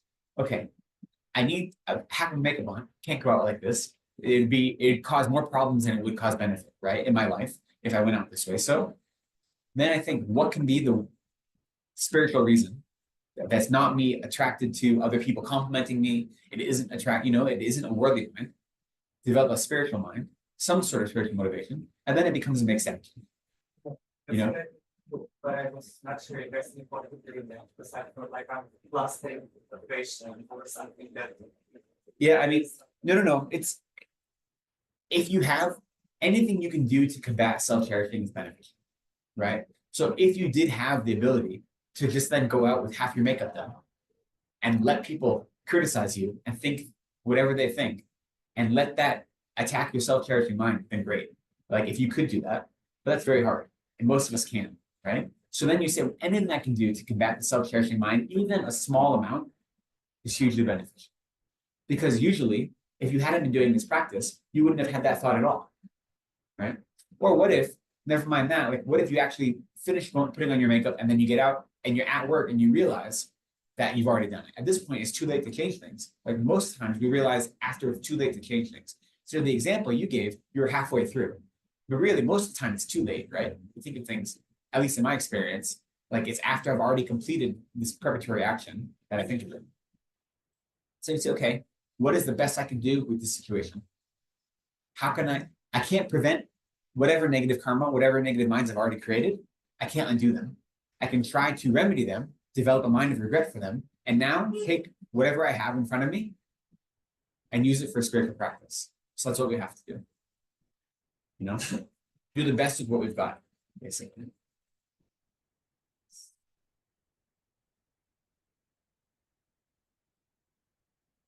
You know, I will say that's one of the beauties of being a monk, is I don't have to worry about that at all. But you say that at the same time, you know, I have a couple of different sets of like robes, and sometimes they aren't all the same color. And so you think like, if this is like really, like even now, these are all pretty much the same color. But like this one, like look at this is like pretty old, and this is faded. So like you do think, especially if I'm going to like a teaching with like one of my like a Dalai Lama teaching or something, you don't want to wear like your faded clothes, or you don't want to be mismatched. So there is that mind that can come, but it's a lot easier for me. I have far fewer options than any of you do, just by not getting to wear the same clothes every day. I can't tell you what a benefit it was, or it is rather. I was talking to my sister recently, and we were talking about how, at least in the West, it's becoming more and more acceptable for people that identify as male to still wear like makeup to some extent. And even when I was in college, it was acceptable in my circles because we, you know, were fighting against any normative ideas of masculinity. And I said, I could never do it simply because I'm too lazy to like clean up the makeup every day. At the end of the day, like the amount of work that goes into putting on makeup, even if it's just like eyeliner and then taking it off, I'm just like, no. Like I have nothing about masculinity or femininity. I'm just lazy and I can't do it. And I'm glad that I live in a body where that isn't expected of me. You know what I mean? Never mind being a monk. Like that's like, I'm glad that that's not expected of me because that's just too much work. So anyone that goes through the work of putting on makeup every day because it's expected of you, oof, you know, it's a lot of work. So I'm, you know. Some people, I mean, it's not expectations, it's their choice.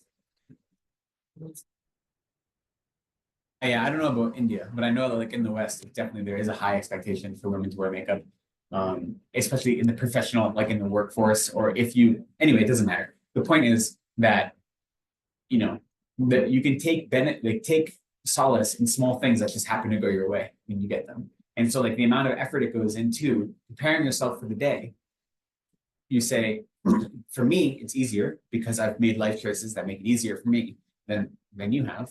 But there's still many, many, many opportunities for me to follow the self-care in life, right? So we always have to be on guard for it. Anything we can do physically to make it less susceptible, to make ourselves less susceptible, great.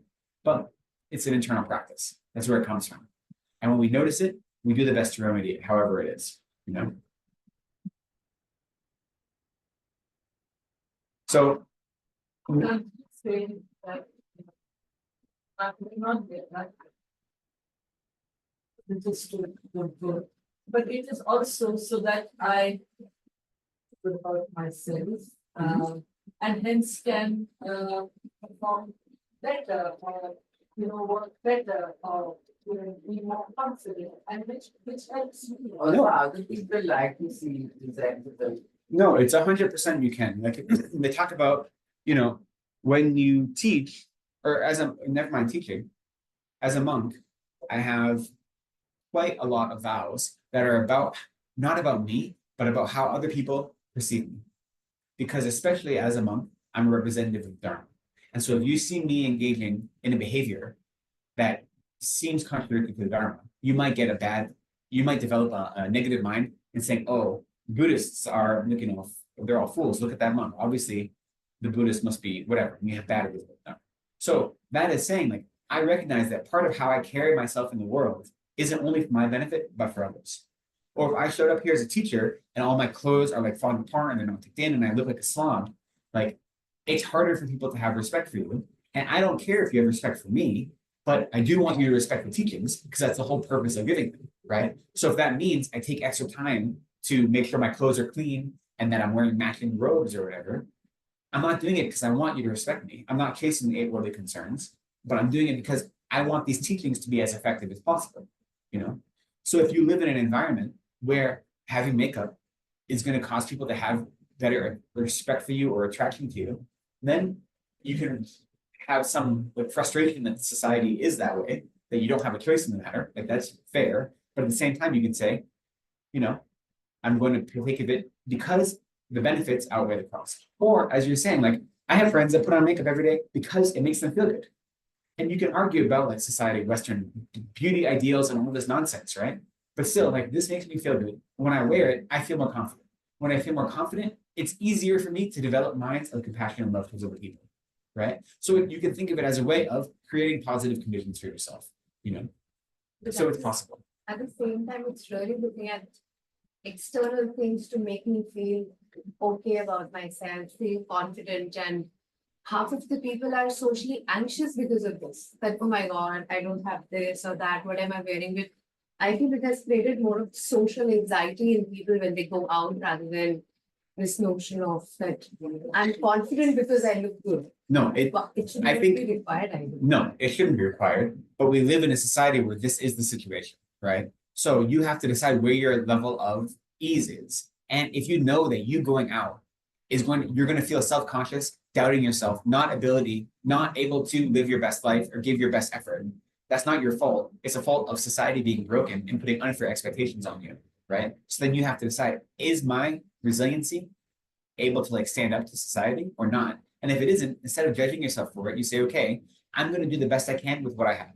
And then maybe slowly, I won't be as affected by these external pressures, right? Ideally, we wouldn't be affected by them at all, right? And if you look at like the examples of these like great, you know, Indian masters, like they look like madmen, like they look like crazy people sometimes. You deserve them from the outside, and you'd say this person is insane.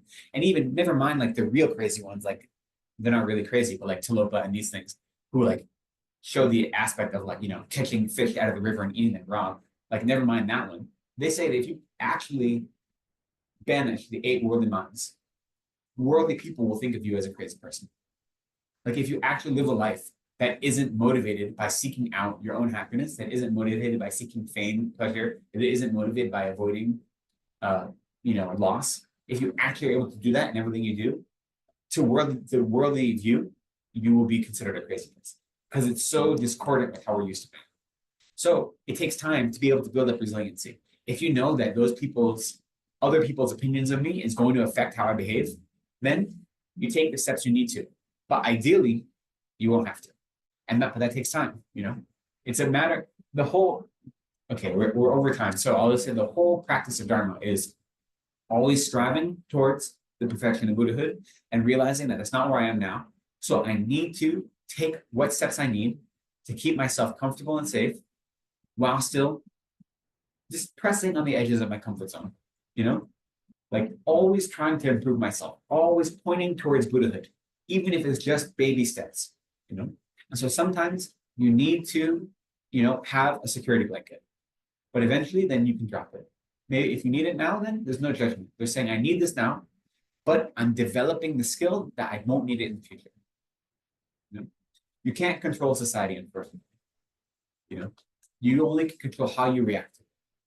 So you can't, this is directly with the idea of conquering your negative emotions. I can't control how others perceive me, but I can control how I react to their actions towards me.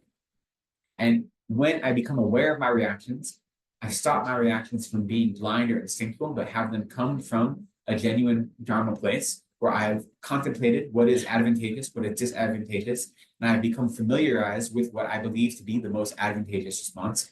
That is conquering our worldly afflictions, at least as best we can, Okay.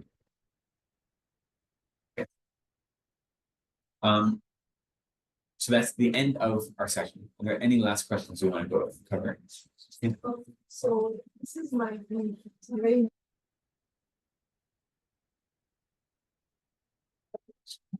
what I can do as a beginner.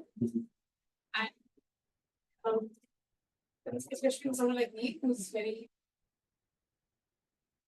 mental agitation. Mm. I think my problem is not with others, but with myself. Especially. Yeah. So, yeah.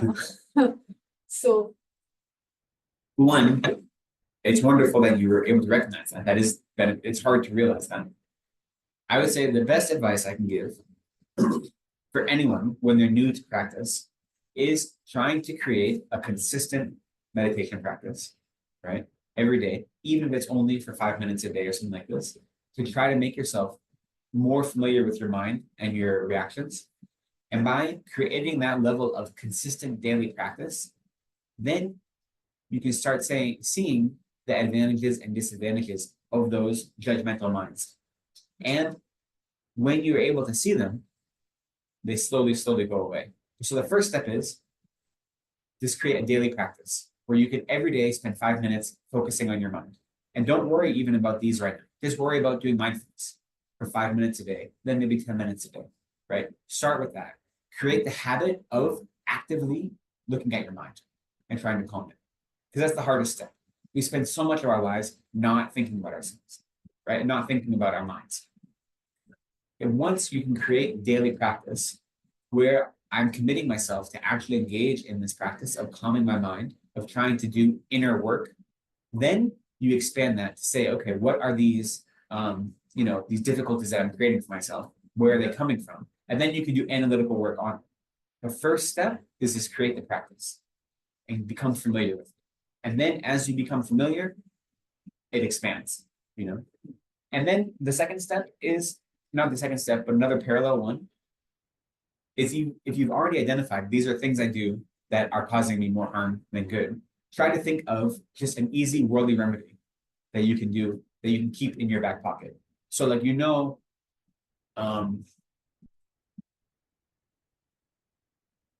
I can't think of an example right now. But tried all of that things. No, Okay. Well, I mean, it works for that day, for that minute. I don't overthink, but then it doesn't stop me from overthinking the next day. Yeah, okay, no, that's fine. So that's why you're doing more than one thing at once though, right? So you try to develop things that can help you in the immediate moment, and those are built upon consistent long-term practice, right? Because they work together. The immediate moment, if you're only getting rid of the environment or the circumstances, but not the seed, right? So what you're trying to do is get rid of the seed, but that takes practice, right? That takes a long time. Not a long time, but it takes like a regular practice. But you still want to be able to nip it in the bud when you can. So do both, Me overthinking, I also overthink. And what has helped me a lot is realizing when I'm overthinking and trying to make a decision, and I'm not like, I have two options, you take a step back and you say, wait, what really is the difference between these two? Like how big of an effect is A versus B going to be? And is there really going to be an effect, or is it all going to be something I've imagined in my head? And I'd say 9 times out of 10, the actual difference between those two branching paths is way smaller than I've made it out to be, right? But my habit is to think this is a really critical decision I have to make, right? So since I know that about myself, and I'm able to step back, then I'm able to be like, wait, I'm just going to pick one. And even if it's not perfect, I can pick one and I commit to it, and it'll be okay. And then most of the time, it is okay, right? So you can use, even when you have that anxiety, look back on other decisions you made and say, wait, none of them really burned down the house. Like, they've been okay, So, but developing a long-term practice of looking at your mind makes all that easier, and then it lets you have conviction in yourself. You have confidence in yourself. It's amazing how a simple mindfulness practice can develop so many. It becomes like a root for so many amazing other practices to grow. So being able to have confidence in yourself, being able to know that what you're doing is the most efficacious in any given situation, right? That can come from simple mindfulness, becoming familiar with your own mind. So that's where I would start. I can just go at what I mean. Yeah, for mindfulness meditation, there are many YouTube resources available. We are striving to have more meditation offered here at the center. We're trying to find a balance. So we are trying to have more. So look out for things happening here in the future. Now, as we said, this is the last of this happiness series. We're taking a small break from teachings for a while because we have exams at our monastery that's going to be occupying all of our time for the next month. So we won't be here. There's still activities in the center that'll be happening, but myself and Venerable Lekden will be coming for about a month. We'll be starting a new Sunday series that is again going to be aimed at a general audience. We haven't worked out the details yet, so I'm not going to announce anything, but we are trying to make it wide open, especially on Sundays, and we're trying to incorporate more meditation. I just talk too much, so I don't, ideally we would do 20 minutes of meditation every Sunday class, and it just never happens because I spend the whole time gathering. But ideally, we're going to try to incorporate more of it. But for mindfulness meditation, there's lots of resources you can find on it. We are also doing on Mondays and Fridays. So we do it on WhatsApp, Zoom. Okay. So all Mondays are placement meditations, like So mindfulness meditation. mindfulness meditation, scanning of your body. And on the Fridays, we do more of analytical, which has Tonglen and emptiness, impermanence. Great, that's excellent. I'm glad that. So yeah, that's another option as well. But mindfulness meditation is also one that you can learn quite easily. The important thing, especially when you're new at it, is that don't overexert yourself.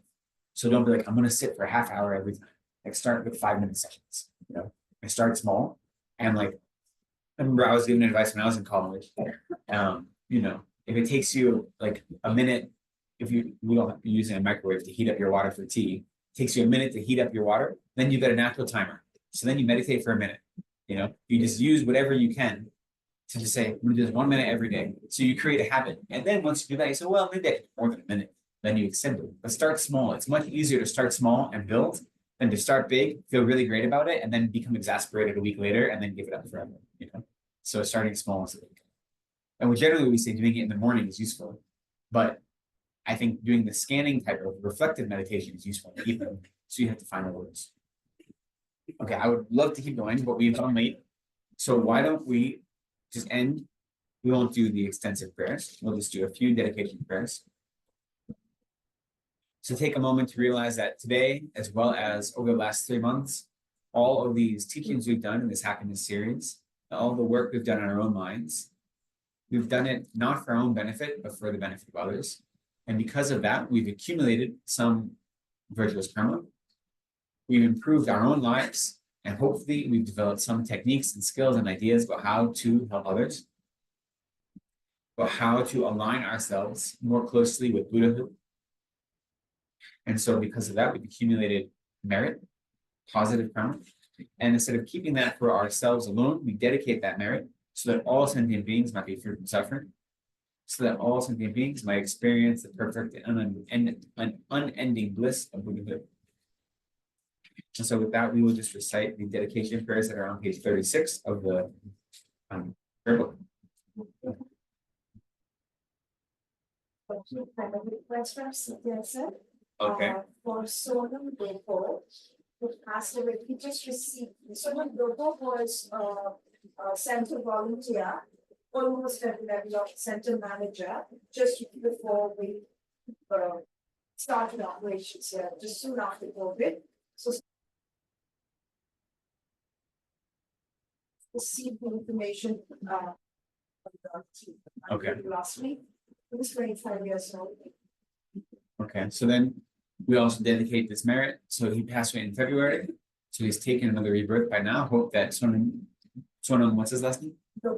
Sonam Dopo. So we also dedicate this merit for Sonam Dopo to quickly meet with the Mahayana Dharma, that he might quickly meet with a spiritual friend to lead him on the path of the Dharma and on the path to Buddhahood.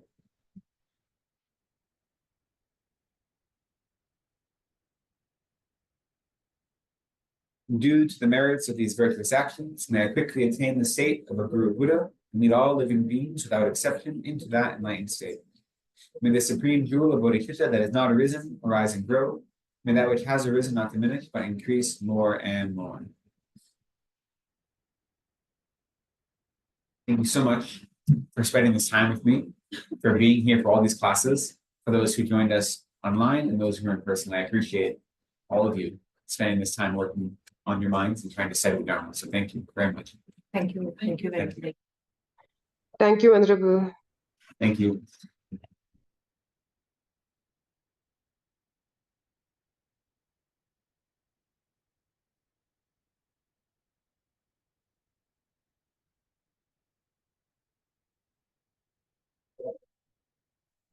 Have a great day, everyone. Thank you.